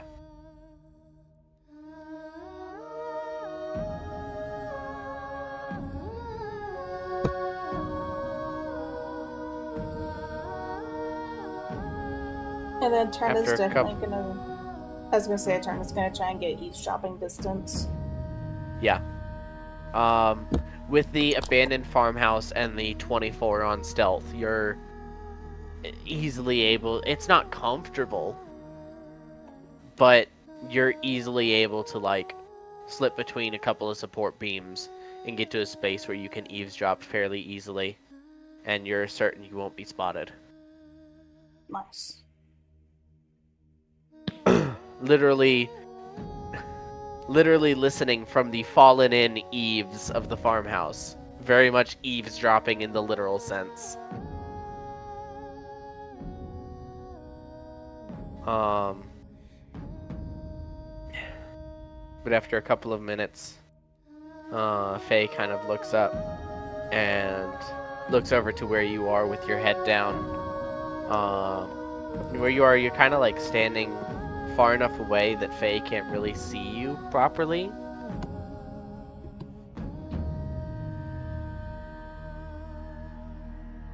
And she calls out, "Dottie, was this note yours?" Reuben doesn't say anything, and Reuben just kind of like takes a moment and takes like a few steps forward.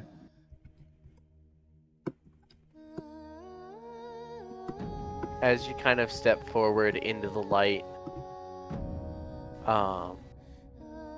you can see Faye's jaw drops, tears immediately spring to her eyes. She stands up. "Reuben?"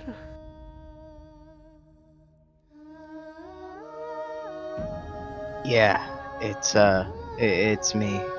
Well,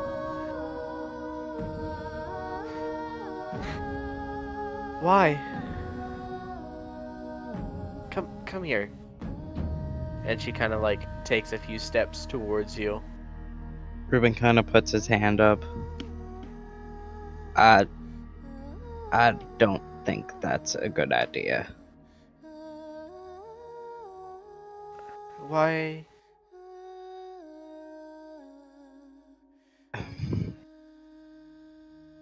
What's wrong?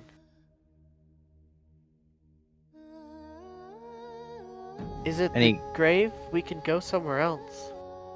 He like finally puts his head up, and she can see him starting to tear up. If I get too close, I think I will hurt you again. Especially knowing that you are now with my best friend.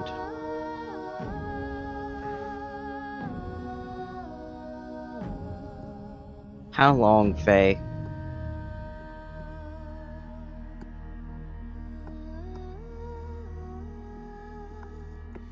When you were gone, he was the one who was really... He was there for me. At a time when you weren't. He's the one who made the gravestone.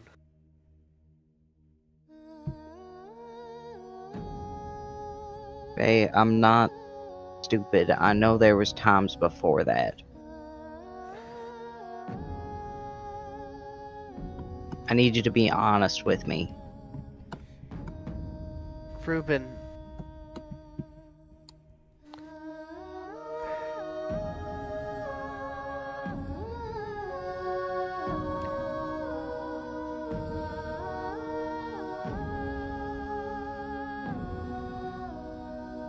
Okay. Okay. If you'd come back from the dead just to drag me through what I did when I was young and stupid.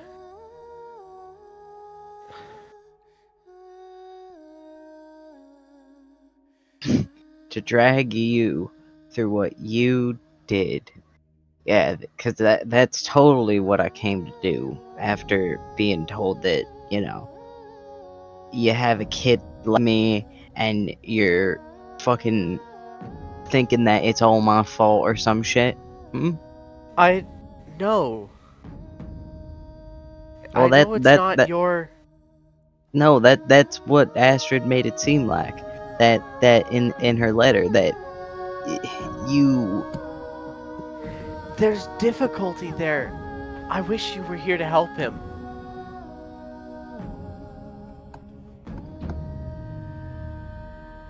And why should I? You didn't have a handle on it back then, but maybe you do now. And I don't care how you feel about me. He's confused, and I don't know how to help him.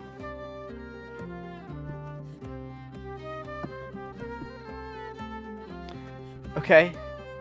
And I would never go to your dad to ask these sorts of questions, so you're the only person in this world who has any kind of understanding about what Richard's going through.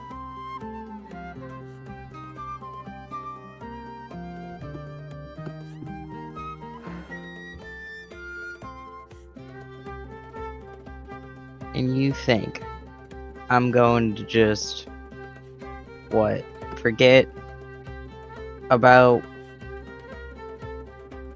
us, what we had, to just go, what, help your kid with the person you were screwing while with me?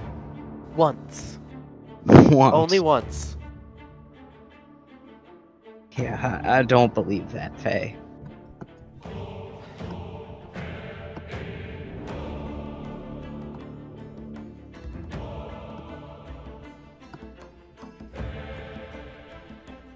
You have no idea.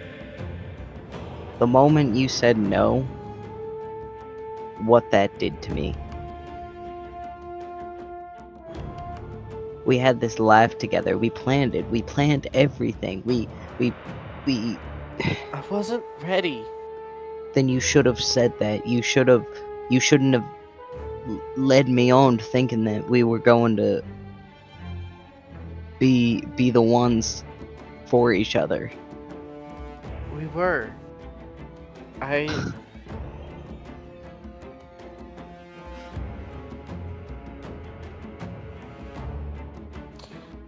If it wasn't for the kids, I still would be.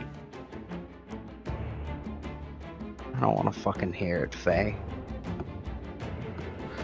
I'm sorry.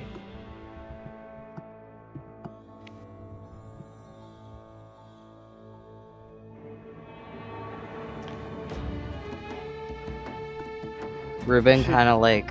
Should we get rid of the gravestone? Or you still want to be dead in this town? Reuben starts to walk past her and, like, towards the gravestone. and puts his hand on it once he reaches it.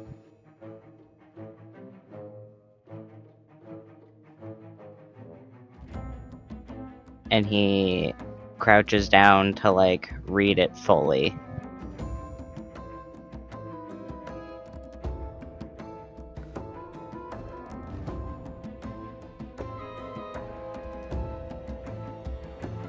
What does that gravestone say, Alan? It says, Reuben Kiran. A friend, a lover, a savior. Gone too soon. And then it has the year of your birth and the year that you left.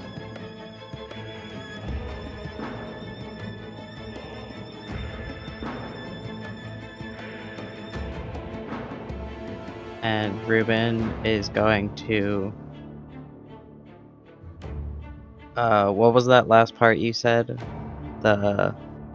like, a friend, a lover, a savior. Was Gone that too it? soon. Okay.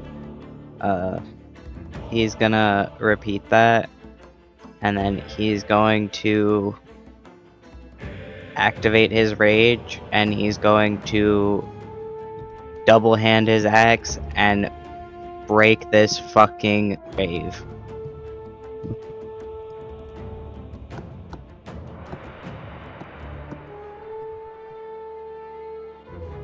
The enchantment on your axe is, in essence, a enchantment of revenge. And here, taking hold of this axe, dipping into that same rage, striking down this gravestone, you turn and you see this woman who betrayed you. Even when you knew her, when you thought you knew her, you see her kneeling there, crying. She wants your mercy. No one's here. No one's looking. No one would know.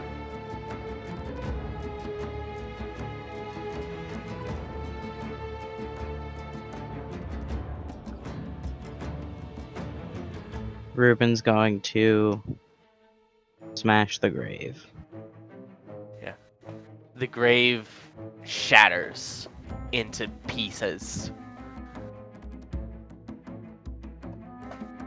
The flowers on it are tossed, petals falling off of them.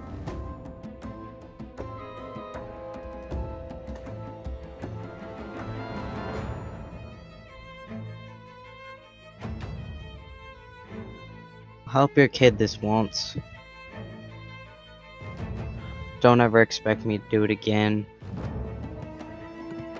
You really broke my heart, Faye. You ruined me. All I wanted was to be with you. And you just ripped that away from me. I'm sorry. Are you? And Yes. with that, Reuben is going to start walking in the other direction.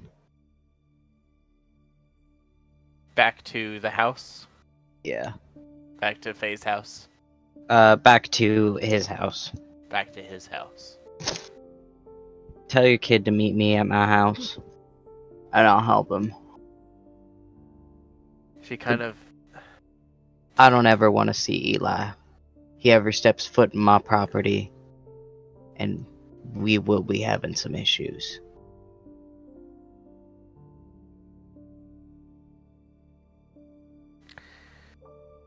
She kind of tries to say something. You can see she's trying to find a way to apologize in a way that'll mean something before she just swallows it all, and in a way that you recognize from your childhood,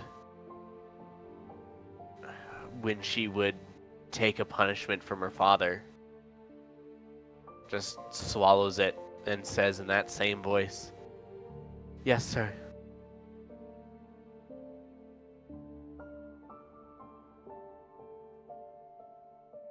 And with that, Reuben is going to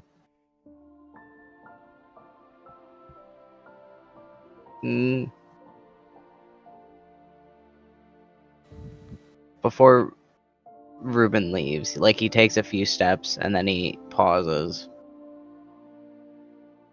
I really wish I could say that I ever stopped loving you in that moment, but I couldn't. And even now, it still ruins me till this day. And he's going to just walk off. Eterna, roll a perception check for me.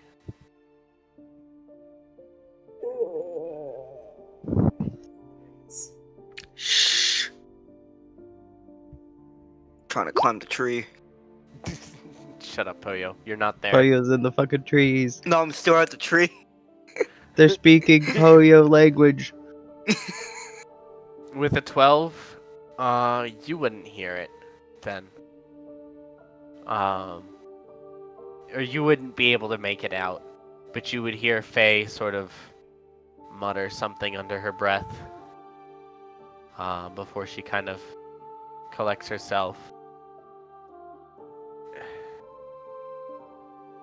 She kind of moves and steps over to where the grave was, and the note, that last page of journal, she takes it and she buries it there at the broken gravestone. Then pulls out a handkerchief, dabs away her tears, takes a minute to collect herself, and then heads off back to her house.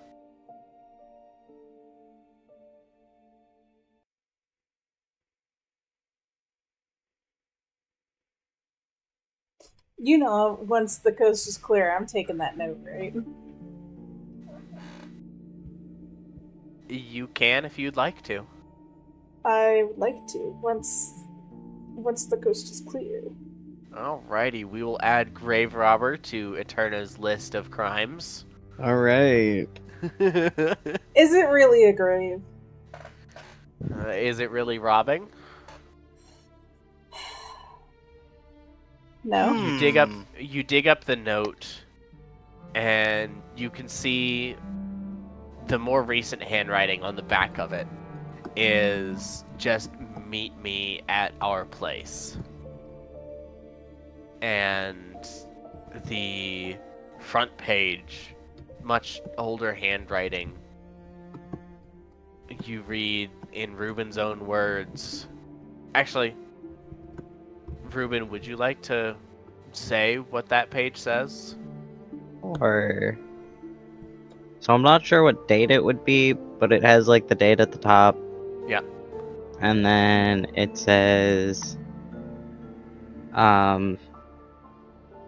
like it has a few lines skipped. And then it starts with... Today was not my brightest moment.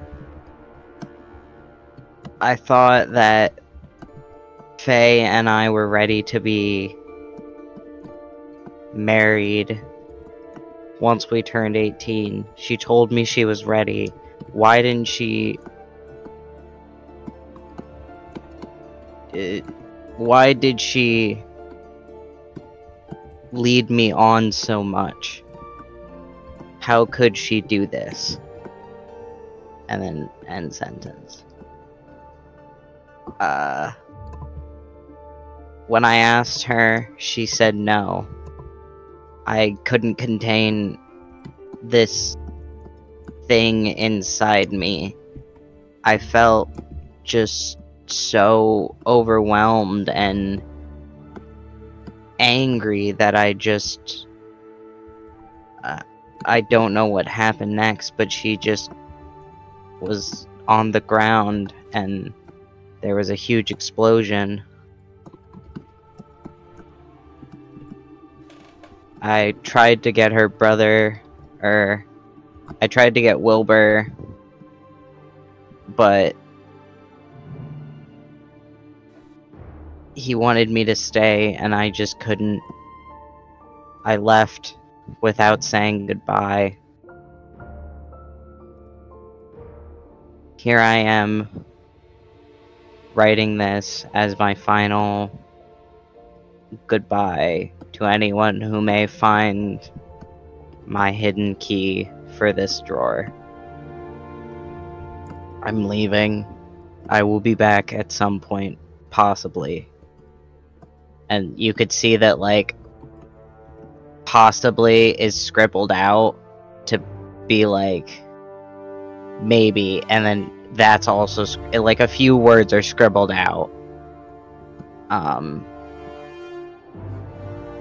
And then finally you see like a little like arrow going down to be like a new sentence of like restating that sentence to be like, I don't know if I'll be back. And then he wrote, take care of Wonton.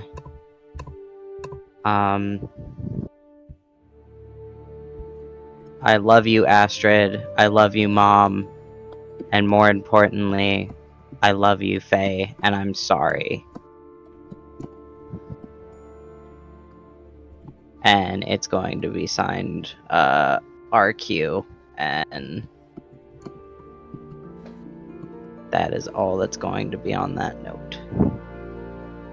Roll a medicine check. Me?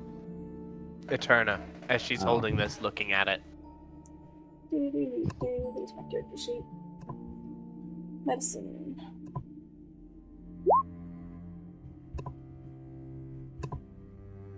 Four, not good. Not good. You can tell the paper's marked with tears. Old ones and probably new ones from Faye just now. But the where on the page doesn't... You're not able to tell any more specifics than that. Would that be medicine and not history? Yeah. Okay. It's close enough, and we don't use medicine very often. I was about to say, history, I could roll a lot higher on. You rolled a 2. And history would have made it a 10. Still wouldn't have been enough.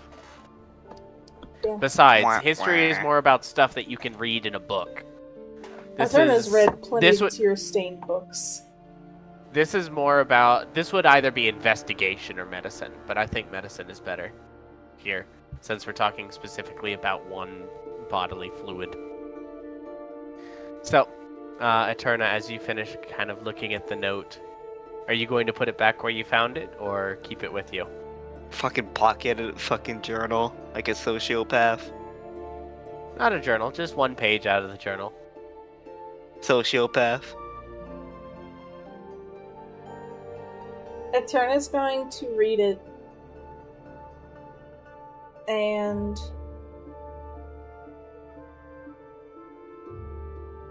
she's going to copy it. She's going to copy it down in one of her journals. Fair enough.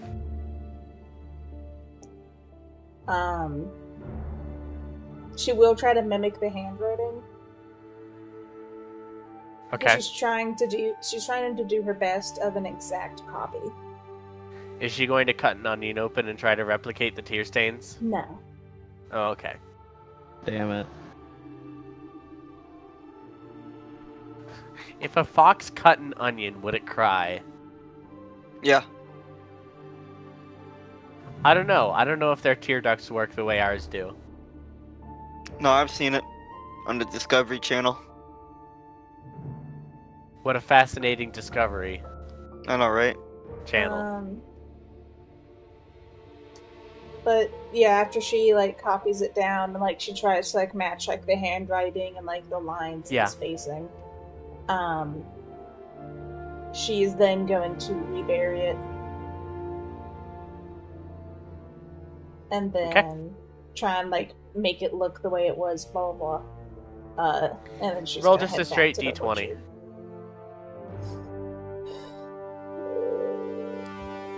No, wrong one. This one.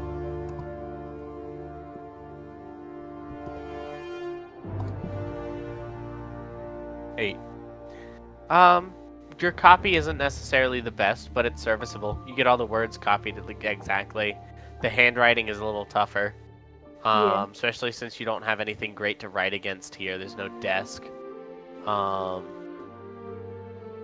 you do the best you can. Reburying the note. I mean, anyone who knows this space is probably going to know that something was dug up and reburied here. But that list of people is small, so... Oh well. Oh no, another servant to Draevok. Oh no! Another servant. And then 3 of your own shadow pop out of the woods and strangle you to death. I don't have a shadow anymore, bitch. Yeah, that's because you tried to kill it, but joke's on you, it split up, and now it's, the gang's getting back together. Does Eterna have a shadow for each of her different, like, character arcs? I'm gonna jizz on your journal. What? What? What? Well, it needs to come back to... Oh. I was about to say it all comes back together, then I fucking... It all comes. It all comes. The balls harden. Eterna's gonna fucking leave. I think Poyo would have gotten back after he fucking got found out, so... That was like a while ago, so probably... Yeah, Poyo probably went back to, Miss Dottie's house. Mm-hmm. You didn't do any stupid things in town? You didn't do anything to where Professor Atmos would have to forcibly teleport you to the middle of nowhere? Yeah. I guess. Okay. I guess not. You can get to a bit of mischief if you want, just not too. Yo, is there a library? It's No. like it's like me trying to not go Eterna cries a fucking. single tear. It's like me trying to go easy on doing magic. I don't know how. I just have one difficulty, and it's random. It's fire. It's fire. It's literally just fire. Yeah. I see. Turns out all you need to beat Tyler at magic is pour water on his cards. Yeah. I mean that's any cards, I think. Yeah. Not if they're laminated. Or like triple sleeved.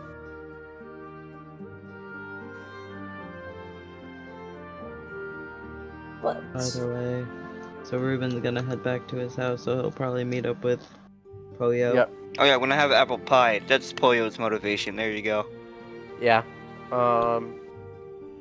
You get back to the house, Reuben, just as apple pie is like coming out of the oven. And Dottie's like, not yet, it's still a little too hot.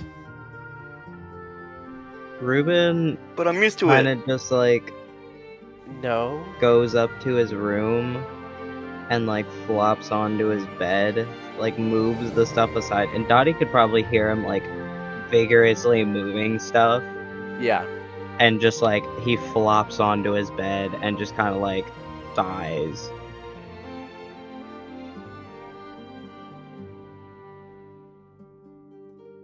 Okay, that's important and all. And this is But can I try to persuade Dottie to still have apple pie while it's still hot? And I'm just gonna I tried to As Reuben kind of steps through, Dottie just like stops even paying attention to Poyo. then you just hear a muffled, hear Poyo muffled saying, "You saw me, I was on fire earlier." I don't think it roll a matters if it Constitution isn't. saving throw, by the way. Why is that? This shit's just out of the oven. I don't care. Yeah, Seven's you care. good. You care. Oh, seven's good. You care. Seven's you good, take- right? you just take in 2 time points to of see him damage. screaming. Yeah.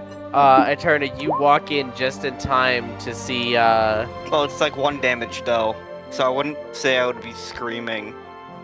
yeah, not screaming, but you could definitely see Poyo going like, I ate it all then. Not a Constitution save, fucker. If I see you eat more than like a quarter of the pie, I'm gonna beat your ass. No! I'm saying the fucking slice of the pie. Okay. God. Yeah, Professor Atmos is also going to start slicing up the rest of the pie, and will serve you Eterna a slice, as well as serving Sweets and himself a slice. Turner's like, hell yeah. Dottie, after a couple of seconds of just processing, hearing the shifting stuff from upstairs, kind of walks up slowly and just knocks on the door frame. Reuben? Reuben's face is in his pillow. What do you want?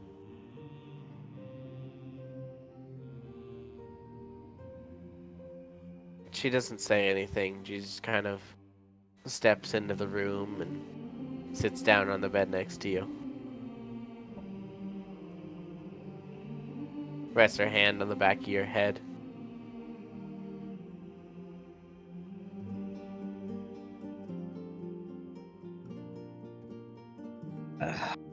I knew me talking to her was not a good idea.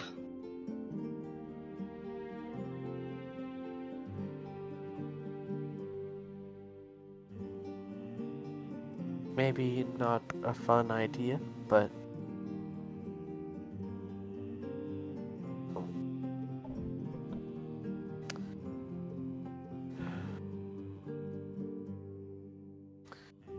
life isn't always fun, is it? I couldn't control myself, and I almost lost it again. And now But she you wants me to didn't. but now she wants me to help her kid, and I'm gonna be honest, I barely even know how to control this shit. I kinda just figured out how to do it, but not really.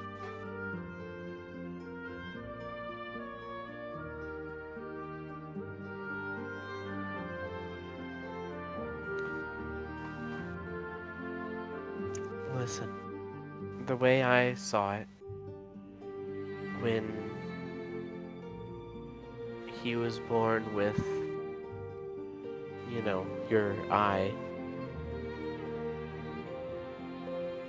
I took it as a sign that she still loved you.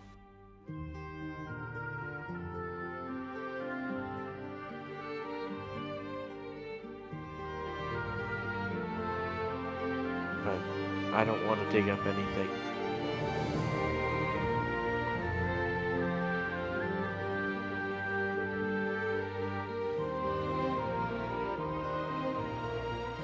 Who knows, Ma?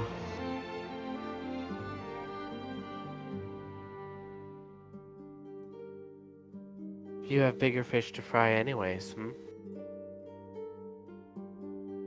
Yeah.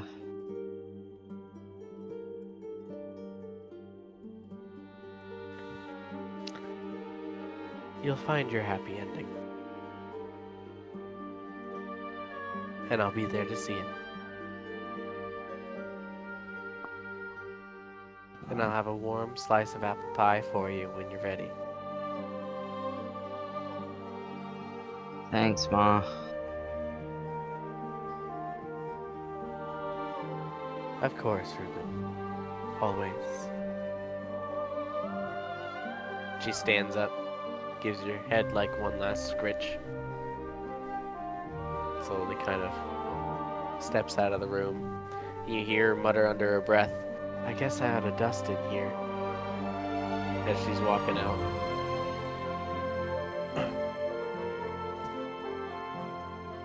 Reuben's gonna stay upstairs for a little bit, probably until that kid comes. Yep. If that kid comes. Richard was his name.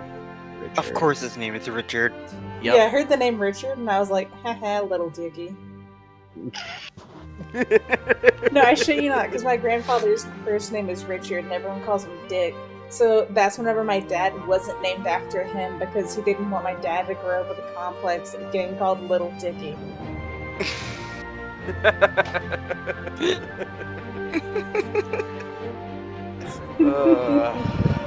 Can't have shit in Detroit.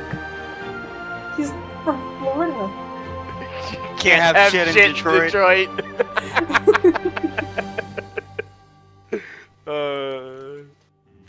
Tyler, you and I, man, sometimes we are opposite ends of the spectrum, but right there, man, we was on the same wavelength. That's what I thought. The audible regret. Fucking, you didn't hear that? No, I didn't. You son of a bitch! Oh. Yeah. Okay, never mind. I hate you now. Good. Take. That's what I saw. Yeah, That's I'm what I gonna call. pop him the Yeah, that. Take 24 points of bludgeoning damage. I dodge. Nope. I do. Nope. You know why? Oh, let me get my Glock. Yeah. While Reuben's upstairs, whenever his mom comes back downstairs, I'm gonna ask her if I can ask her a question privately.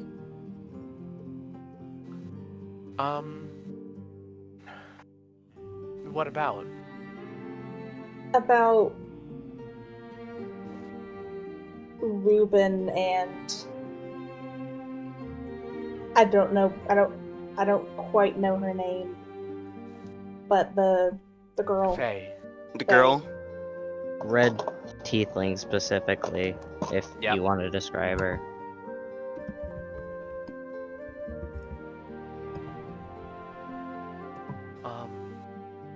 Alright. Here, we'll step into my study. One of the benefits of living alone in a big house is there's a lot of rooms that aren't often used, and she leads you to one of those now.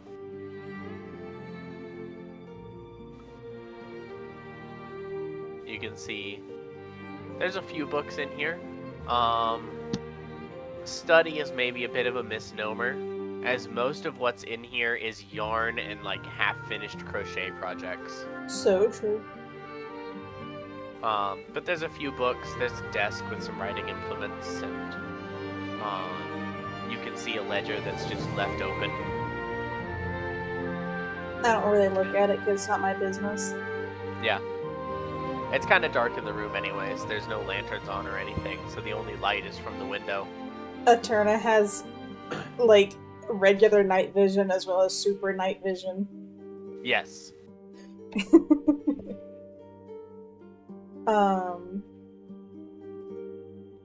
So I understand that they were together and that she has a kid that has his rage magic. Reuben and Faye never slept together, if that's what you're asking. Then how does this kid have his magic? That's a great question. Like I said, I didn't say this to you, but I always attributed it to Faye grieving over and still loving Reuben even after he was dead. That love kind of transferred over some part of Reuben to Richard. I don't want to sound rude whenever I say this. That's a surprise. But I'll take that into consideration. I'm not sure if you know how Reuben's eye situation ended up, or like how it started, or that now I believe his eyes are normal. No, he still has that eye. Reuben can control his eye. That's He what can control it his is. eye. Yeah. I don't know if you know how Reuben got his eye. I don't. It was a deal with the devil that his father had made. Reuben's father Wilbur, yes. did a lot of things. He was not the man I wanted him to be, and not the man he led me to believe he was.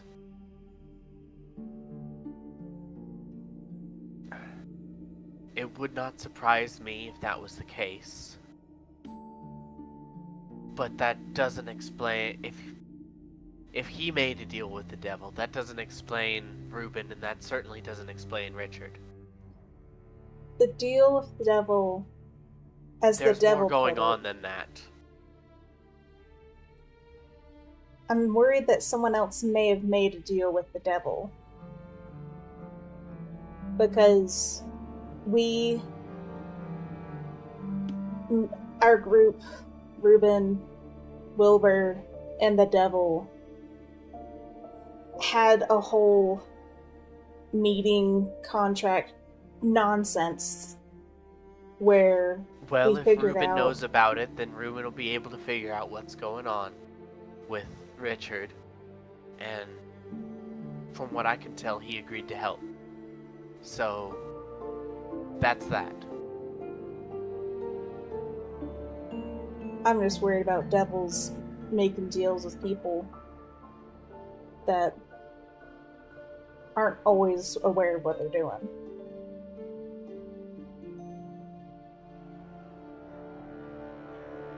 Reuben will take care of it. Reuben's always taken care of this town.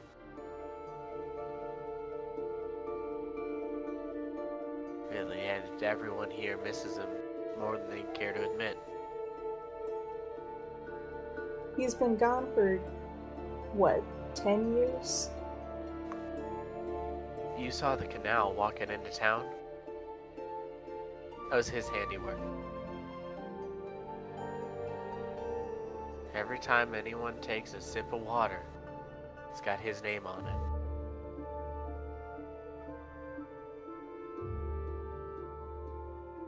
There's only so much you can do when you aren't there.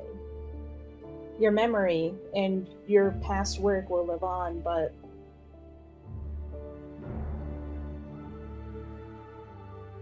I'm just concerned that he may not realize what's going on.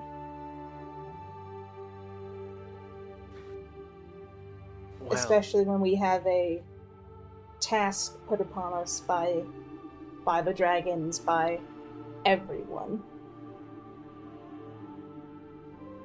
whatever your concerns, Eterna, do keep them to yourself. I appreciate you letting me know, but we'll handle it. I hope you can. Believe it or not, this town's dealt with the devil or two in the past. I hope it's just in the past. And then Eterna kind of like... I don't know if Eterna sat down, but she like kind of goes to leave. Politely. She kind of puts a hand up and like grabs you, not by the shoulder, but like your upper forearm. Would be by the shoulder, but you're feckin' tall. She says, I'm serious now. You keep that to yourself. I'm gonna keep it to myself. If I tell anyone, it'll be Reuben.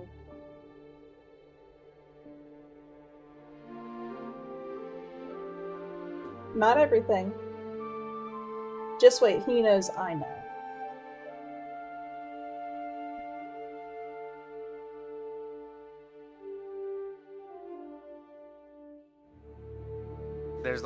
there's a moment of tension where you get the sense that she's trying to figure out a way to express the frustration that she feels towards you before she just kind of like shakes her head slightly and lets go.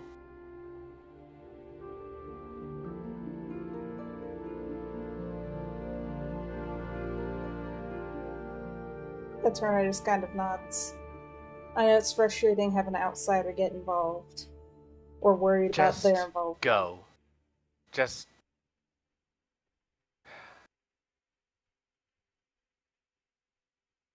don't. Eterna nods and then goes and rejoins the party with the apple pie. You see Poyo poking Sweets with one of his quills. She doesn't even blink. Entirely unresponsive. I think Sweets died to Eterna. Eterna kind of squints at him. He's breathing. You can tell Sweets is, in fact, just very heavily asleep. He's breathing. So what do you find out? Don't worry about it.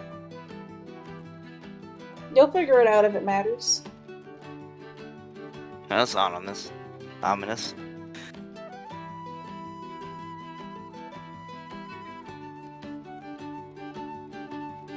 I mean, Eterna just kind of like puts her hands up.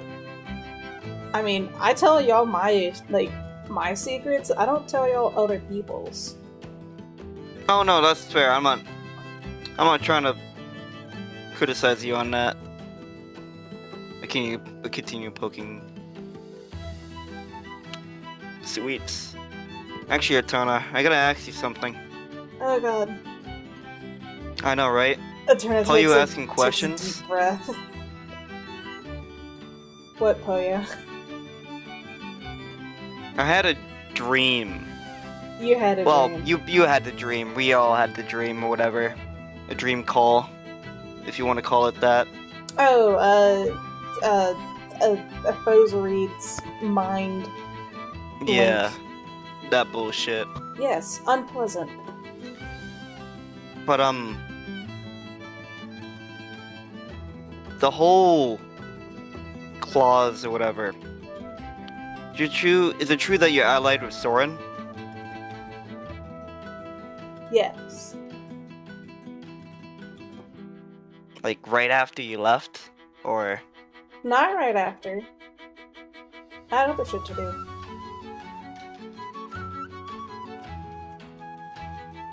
So you're technically allied with before I teleported out of there. Is that the timeline? Is that what I'm getting at? What is your intention?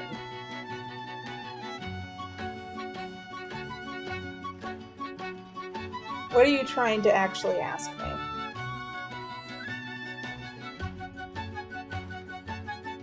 You can see Professor Atlas is kind of uncomfortably looking between the two of them.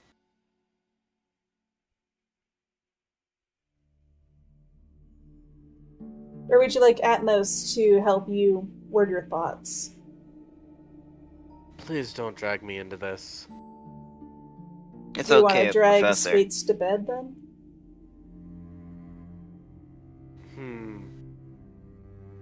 Sure. And he kind of like scoops up Sweets, just as Miss Dottie is stepping back into the room, having taken a couple minutes to breathe in the study. And says, it looks like my companion here has entered a food coma, as it were. Your apple pie is fantastic, but I think he'll need a good place to sleep it off. And she says, I think we'd agreed he'd get one of the upper rooms. Come with me. And they all three kind of shuffle off, leaving Eterna and Poyo alone in the room together.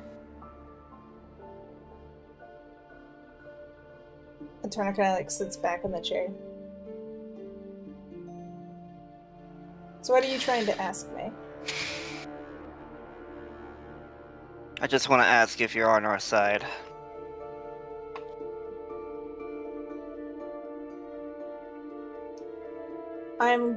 I plan to do what the dragons have asked of us. That was my intention from the beginning, before I even dealt with y'all's group. I want to kill Draevok.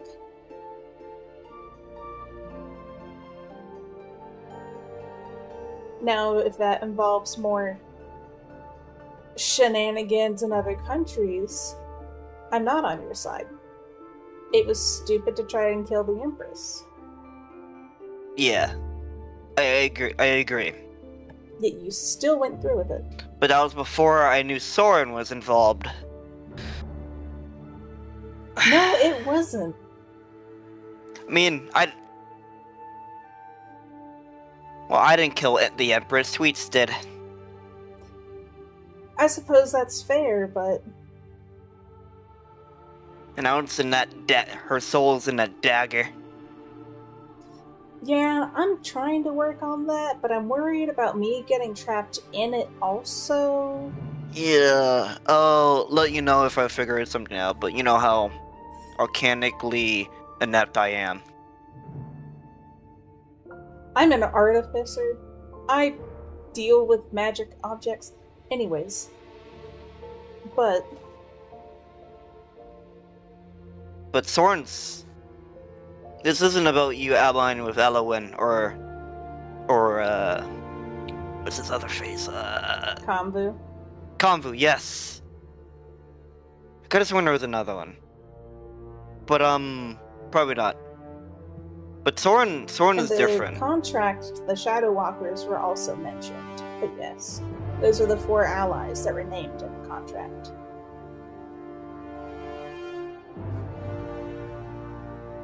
During that whole thing, I can tell the frustration. More frustrated than usual, obviously. That you really wanted to get Soren on our side, or whatever. Or, not on our side, but to, like, at least be allied with him. Both were true. Yeah. Now you can probably tell how this convo is going. I don't want that. For personal reasons. You don't want me to be allies with him? No. Because your And as friends got themselves killed fighting Draevok's forces.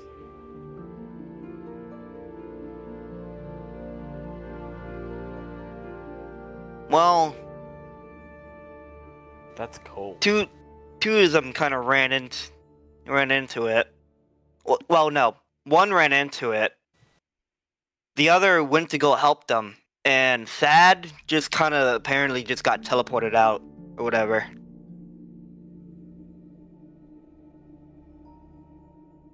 I think that person going for the other person was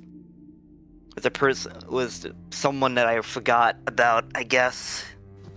I don't know, it's a blur. I thought you remembered, Leonardo? No, Leonidas is, yeah, Leonidas was Leonardo! Leonardo da Vinci went to go save a guy. Well, No, that was Leonardo DiCaprio. Eterna's only heard the old party members' names like a handful of times. I know, I was just like, wow, that's really in character and also very funny.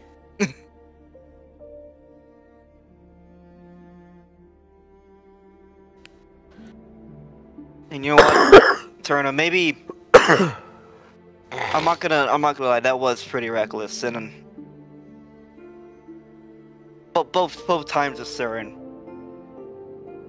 But Soren reminds me of that day.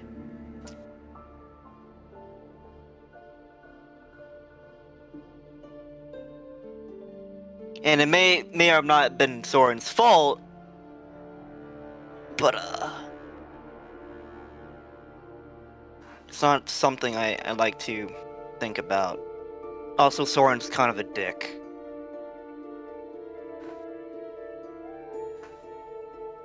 So I hear what you're saying.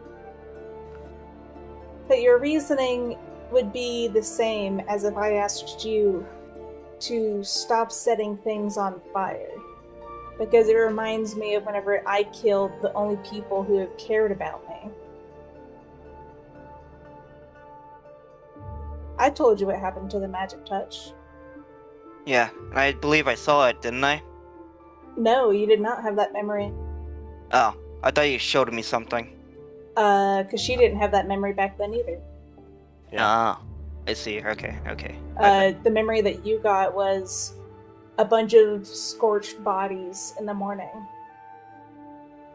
Either way, you're able to put 2 and 2 together, Yes. and you're like, oh, Eterna did that. Yeah. And you're like, oh, maybe this is why Eterna doesn't like me setting shit on fire. Or one of the reasons, at least. If I told you to stop setting things on fire, to stop being on fire, because it also reminded me of a very bad memory. That was also my fault. Would you stop setting things on fire?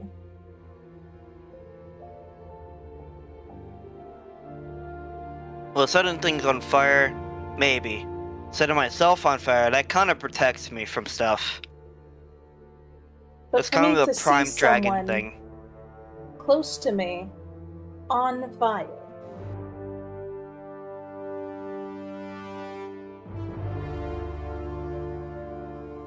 You see the conflict here. Yeah. Fire protects you. Powerful allies protect me.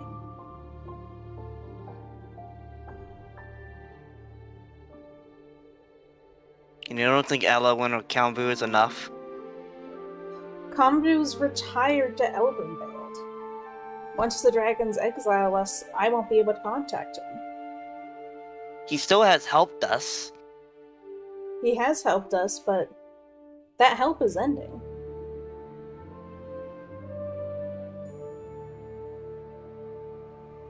And Alwyn is busy in the Shattered Isles. Yeah, he's doing business, I heard. Oh, he's having a fantastic business. One that rivals Mithril Miracles. Even though Dom Roderick won't admit it.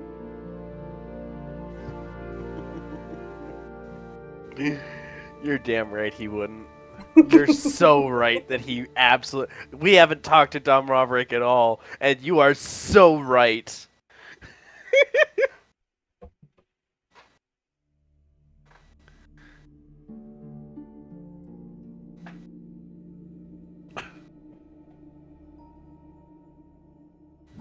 I was not allies with him before.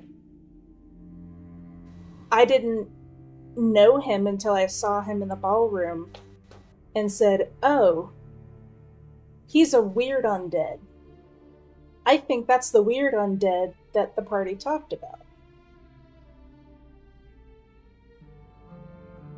I didn't want to fight, and I didn't want to fight him, because that was a stupid fight to have in the first place. I kind of, even though I was fighting him, I'm kind of surprised Hocia was on our side. Surprised Hocia was on our side. She hates undead. Oh, you meant that she fought with y'all. Yeah. Yeah, no, we've had our argument about that already. Oh, I'm sure.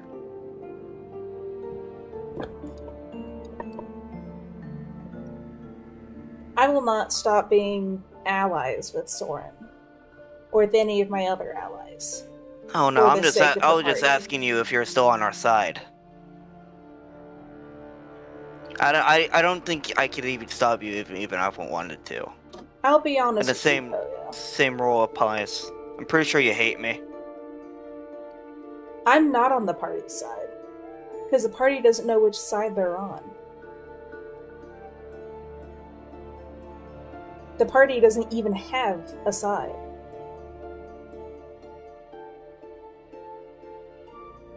Think we have conflicting goals? Jin wanted to kill the Empress because he didn't like their judiciary system. That's stupid. He's killed the Empress. Congratulations, wow. And now what's his motivation to be with us? I just wanted to help him. You wanted to help him. You wanted to help your friend, not Yes. the world.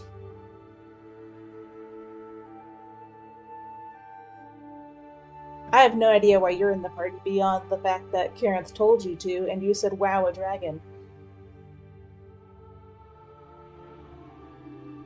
Reuben's with the party because y'all knocked on his door and said, hi, a dragon told us to kidnap you, I guess.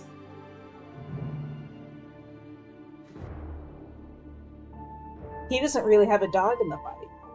Beyond your old friends got themselves killed, so he wants revenge. But he wants revenge on Soren for that, not Draevok. When, from my understanding, it was Draevok's forces, not Soren's. Well, I just assumed that Draevok is already on the table. You might as well, you know. The party doesn't have a side because the party doesn't know what it's doing. The party doesn't have a goal beyond do what the dragons tell us. So what's going to happen when the dragons don't tell us? Didn't you say you wanted to take over Lavenia or something? Not Lavenia. World domination sounds exhausting. The tri-state area?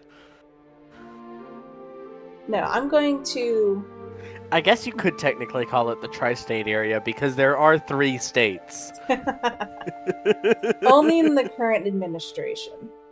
Only in the current administration.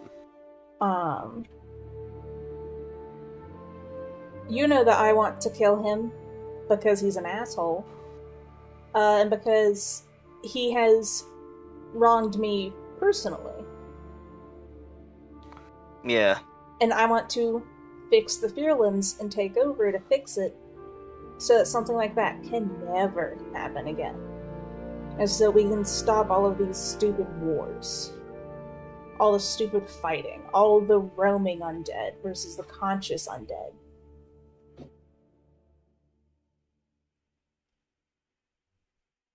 I want to make things better. I have my goals. I have my plans. I've been studying. I've been in the library almost every day that I've been Sounds like on an this addiction. break. Studying. Studying politics of Yolisandor, of Hocia, of Casternia, of Yangnam, of Vesium. I've been trying to study and get all of the knowledge that I can so that I am ready whenever I kill Draevok. I feel that power vacuum so that I can fix things and make everything better. So I can fix the corruption. And if you don't, What if you get corrupted? Eterna looks down, looks at Poyo, looks down again, looks at Poyo again. I think I can handle being corrupted again.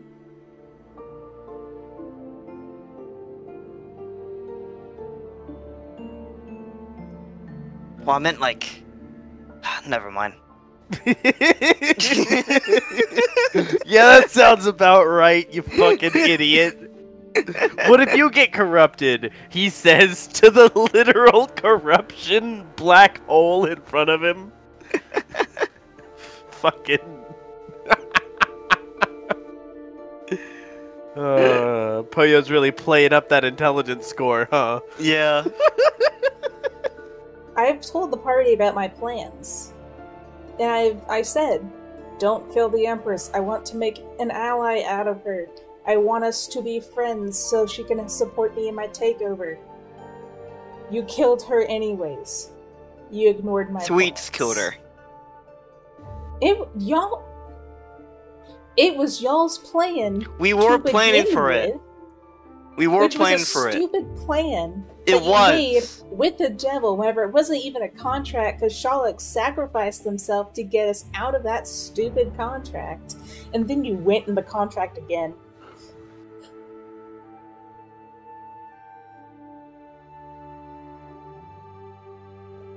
The party has shown me time and time again that my interests do not matter. So no, I'm not on the party side. And why are you here?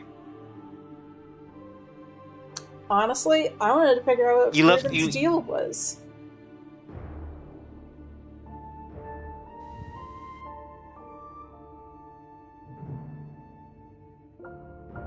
That's why I'm here, like, here. Anyways.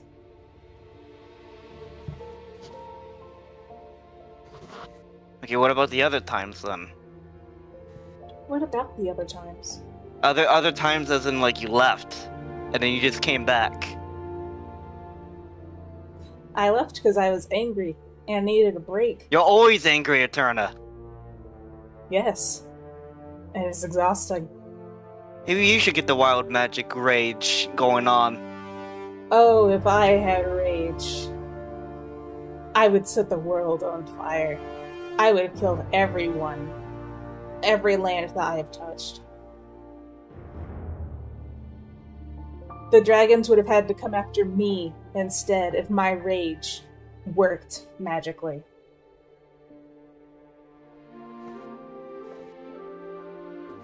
Y'all didn't know me. Y'all only knew me for a year. You didn't see me whenever I first came back.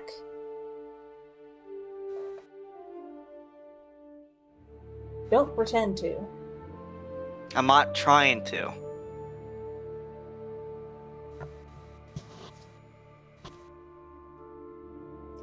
I am with the party because it is in my best interests.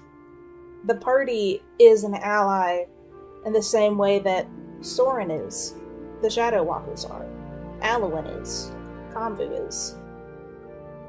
It is beneficial for both of us to be allies. So, allies we are.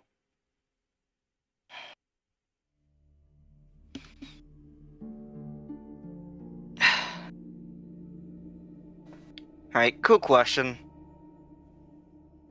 Remind me, who is the Shadow Walkers again? Are you asking in play or out of play?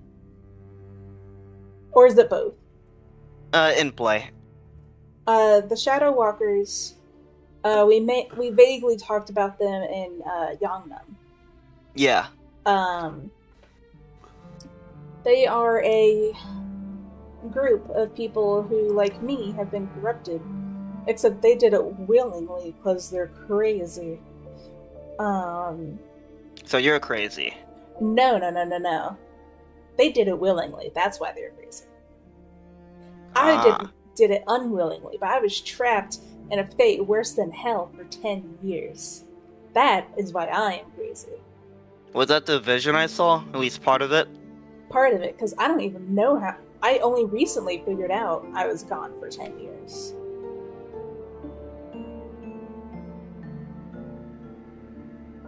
But theoretically, I've also only been gone for 2.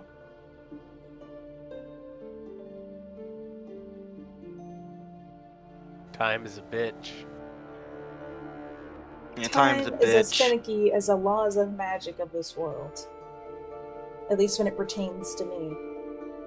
I wasn't born a sorcerer either. Yet here I am.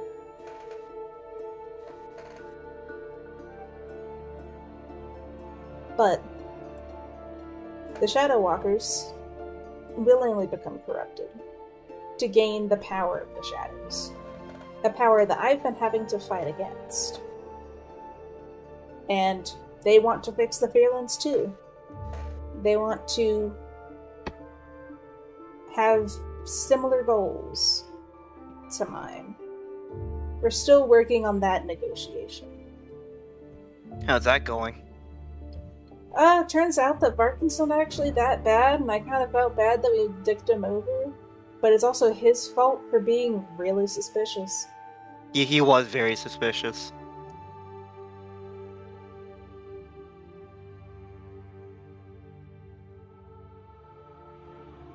But they are an ally that can help get us information.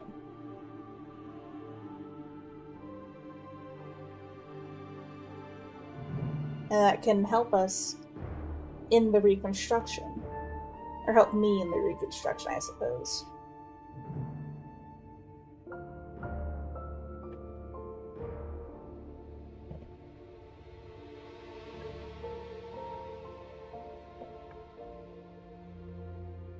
I see. What are your goals, Poyo? Are you on the party side? Or are you just in this because you're told to, like a good little boy? Or because you like setting fire like a maniac? Or perhaps a mixture of both? I'm gonna be honest, Eterna. I only agreed to this to get out of some stupid wedding. And that was like a year ago now. Then why are you here? I just want to help my friends.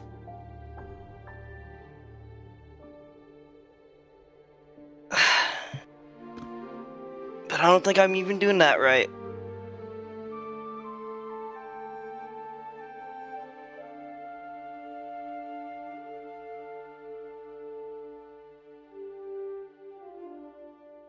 At that moment, Poyo, you feel your consciousness kind of dissociate. If you've ever seen like a video of someone astral projecting, Like in Doctor Strange, whenever he got like Yeah, that's what I was punched out of thinking. his body. yeah, that too. It kind of dissociates, and the world around you shifts, and you find yourself seated in that same space that Karinth had conjured for the party in the Fearlands, up the rope. You remember. Yep. And seated across from you is the human form of Karinth, the bronze skin, the eyes. He says, "Now that doesn't sound like the passionate young man I made a deal with."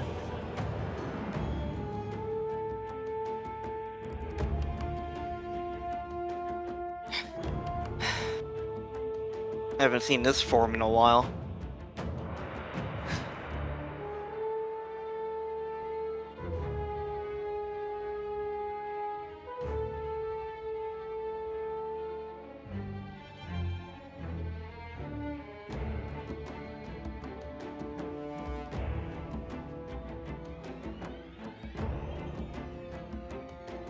He's still just sitting there waiting for you to continue talking, letting the silence stretch, staring at you. I'm staring back.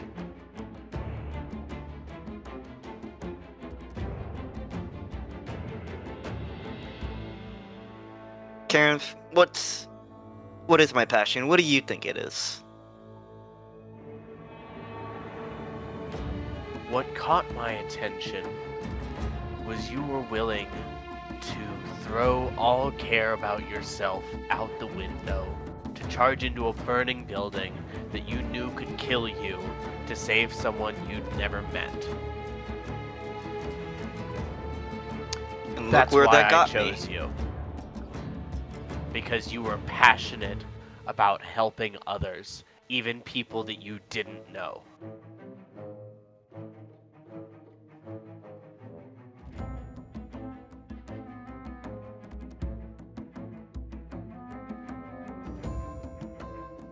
Yeah?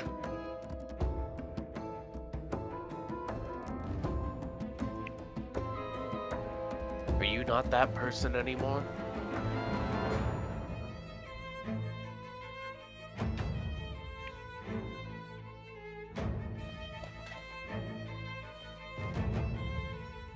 about you tell me? You have a third-person perspective of me.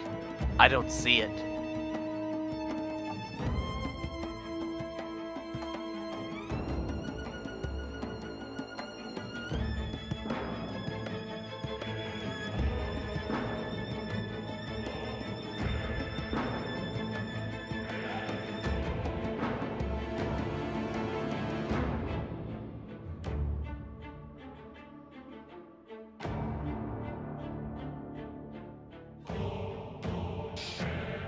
Nothing to say for yourself. Well,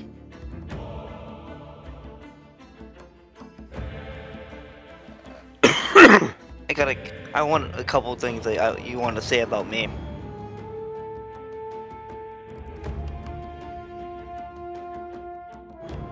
You know, most jobs like to give me like a year report how I'm doing. Comments of note.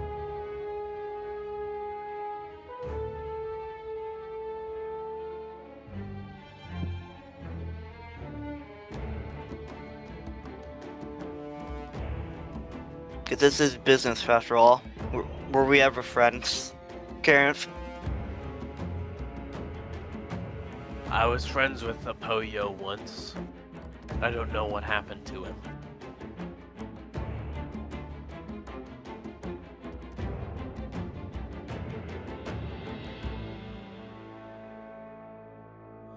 But this Magnus Famentine in front of me, I've never met you. Don't speak that fucking name! Don't tell me what to do, boy.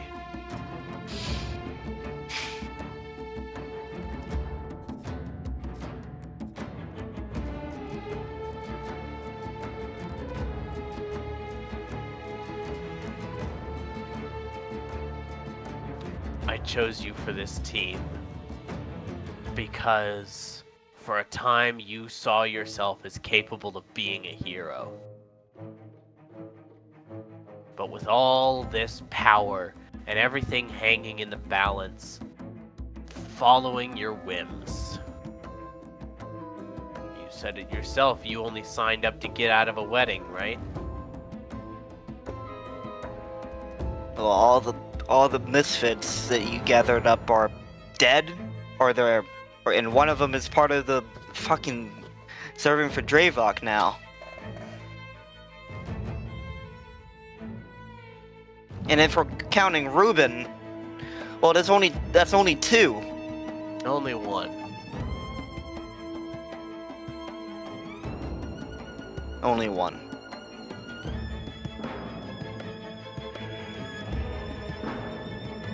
You need to figure out why you're here. And you better make it a good reason.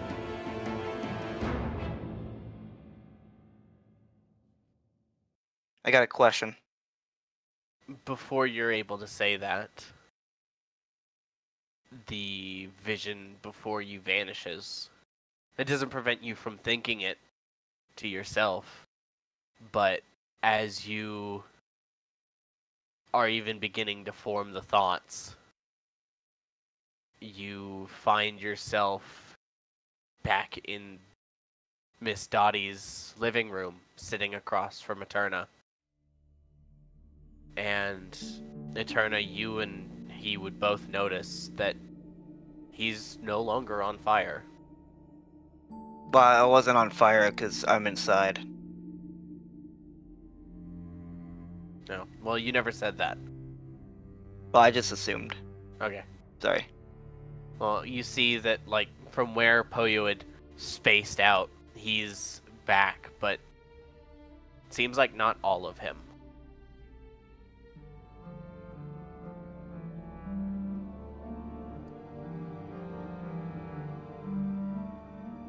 How much of an ass is Eterna feeling right now?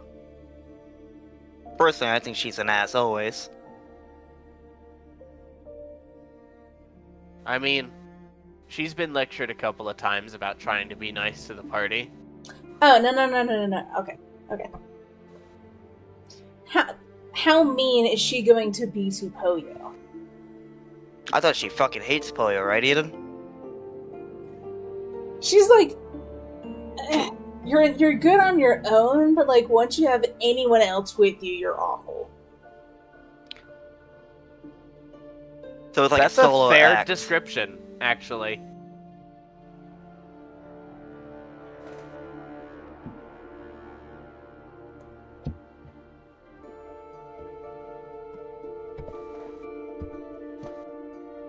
So Eterna sees this. Yeah. Eterna sees Poyo, like, zone out for a few seconds. And when he zones back in, he seems, I don't know, smaller somehow. Can Eterna put those pieces together? Nope. With everything that she's been told by Karen? Nope. Okay. Sorry, I dozed out for a second.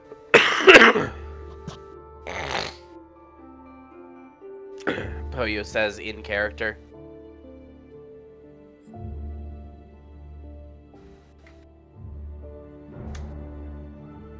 So?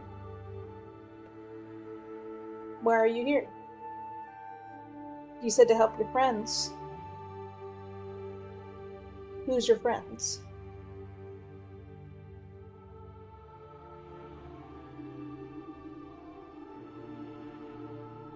And is that the only reason why you're here?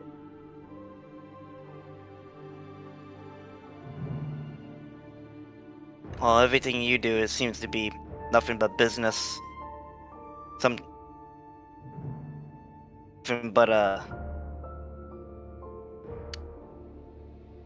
Not always business.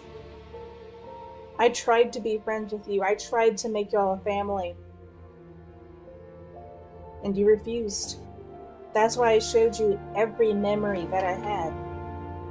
To try and get some sort of understanding. And there was none. That's whenever it became business. Whenever y'all proved it couldn't be pleasure. It couldn't be family. It couldn't be friends. Just party members.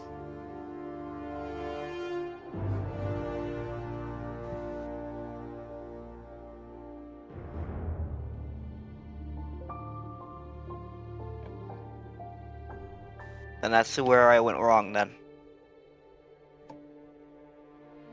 A little too late, obviously.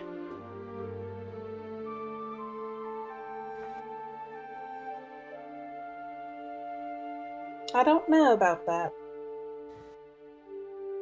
Yeah, you're right, it is very late. No. You show maturity that the other party members don't have. You're sitting here, talking to me. Not stomping off to throw your axe around. Not yelling at me to shut up. Not just shutting down and saying, "Sure, Eterna, why not?"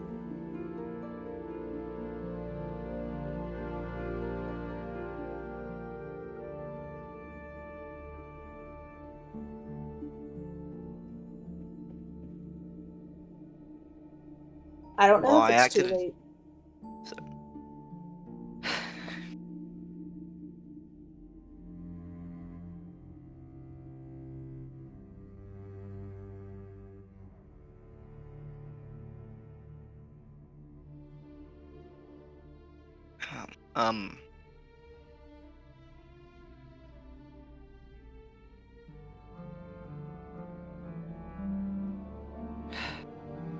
Alan, what does Poyo know about the whole Reuben situation? Was he ever informed or caught up? Which Reuben situation? Just the whole thing about Richard or whatever. No. No, Yeah, he doesn't know anything about that. Yeah, that's what I thought. I think he knows that Reuben had a girlfriend. I knew And that. that's about I think that is literally it. I'm like, oh, it's Reuben's girlfriend. Or was girlfriend. Poyo, like Tyler, his best, paying attention isn't his strong suit. Well, I was making that time. I was making sure. Okay.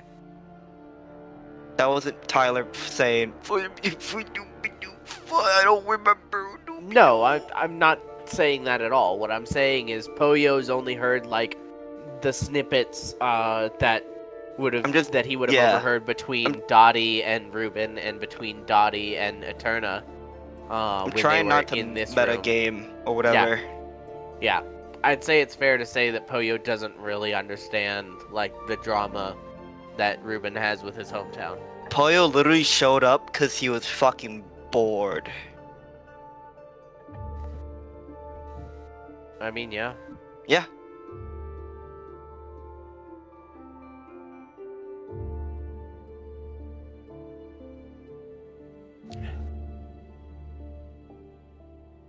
Then Eterna.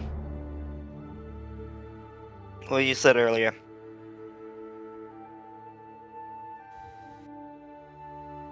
I've said a lot of things. You need to be specific. Well, I was get into that, but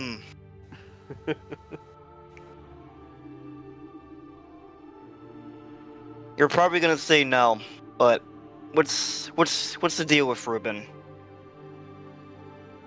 So I'm not sure how I guess I could ask Reuben, but I'm not sure if he's in the emotional state to talk right now. I would say it's a safe bet that he's not. Smash cut to Reuben, who is still, like, generally moaning into his pillow. Smash cut back. Smash cut back to...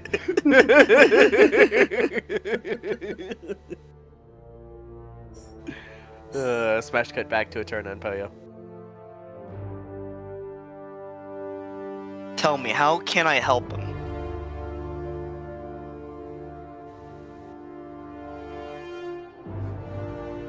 Because none of you guys really... Well, I didn't ask, so never mind. But I'm not really informed about the situation. When you're not informed, it's best to investigate.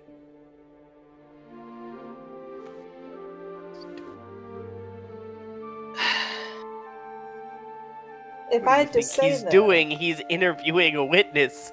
This is investigating. He doesn't know that she's a witness. Okay, but like, he's asking the person who tends to know things. Yes, that and counts. I was getting there.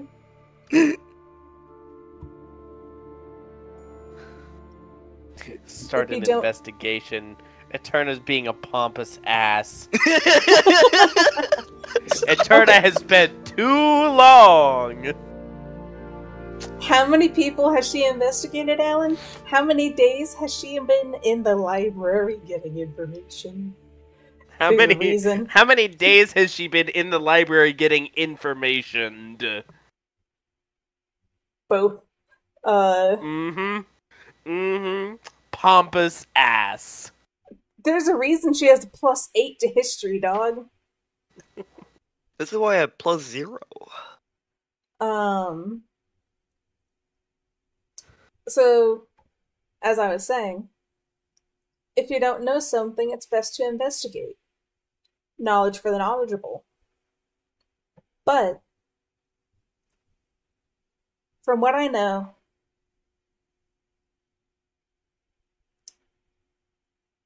I don't know how you can help him as a friend, besides just being there and telling him when to back down and telling him when to stand up.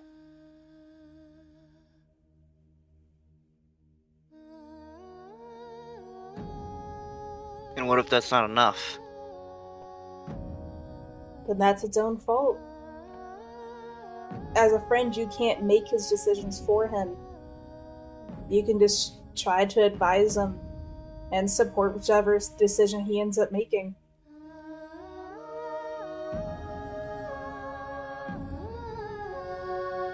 But what do I know? I don't have many friends.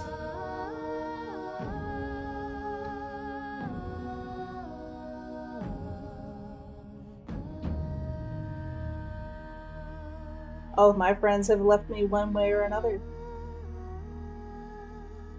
This is what I feel like would be right to do.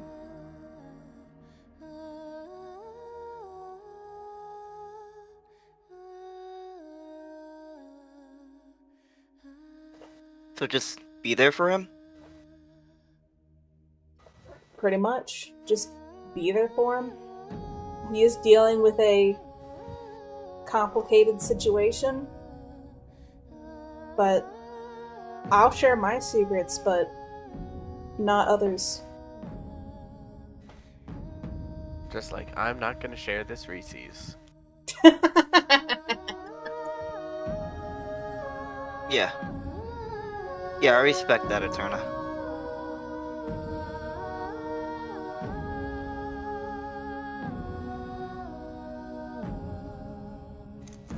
But you can feel free to ask him about, what he and his girlfriend talked about. Yeah, I kinda was distracted.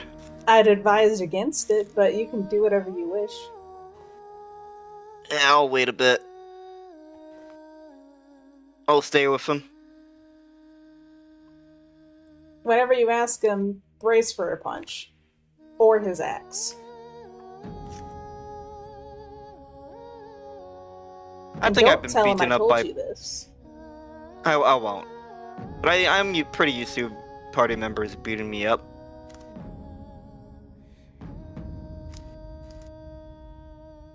Out of frustration or out of actual rage?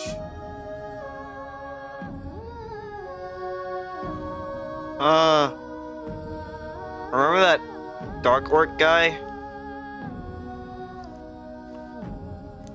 Eterna kind of thinks for a second.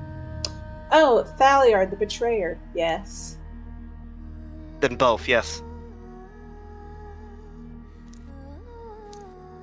I don't know, I think whenever he beat your ass, it wasn't out of rage or frustration. It was out of duty. Unless he beat your ass beforehand, then I have no idea. Oh, he did slap me a couple times. He was actually kind of abusive now thinking about it. I don't think it's helped. Nope.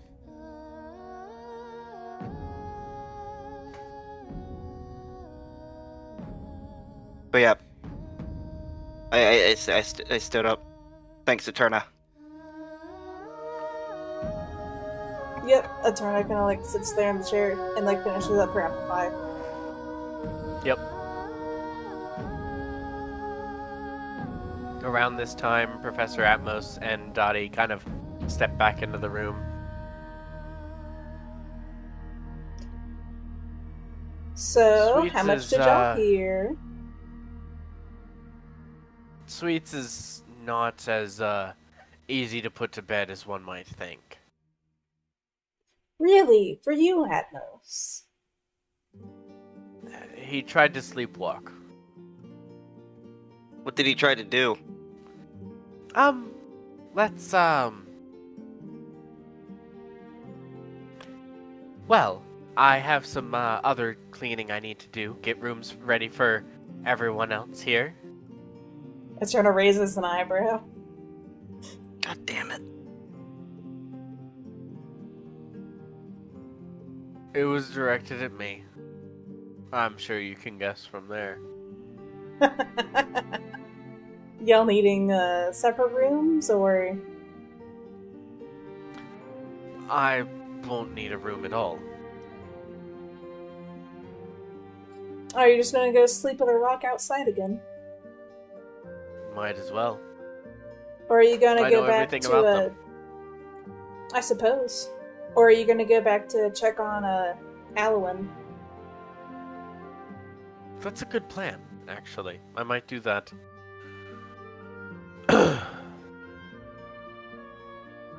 Don't, wear yourself out to where you can't come back in case Sweets misses you in the morning. I'm not going to be trying that particular experiment again for a little while. It's probably for the best. I think you said, 3 weeks? Something like that. Tell Alwyn I say hello. Oh, I'm not leaving just yet. Oh, okay. Just later on. I don't need to sleep here, is my point. I haven't decided if I'm going to either. It's like an hour, not a nap, but like, it's like an hour of sitting around. Or like leaning on a wall, probably. I like doing that. Being broody and edgy outside. Yeah, I had a couple friends who do that. I can imagine. Sometimes it's nice, refreshing. Yeah. And sometimes it paints your arm colors.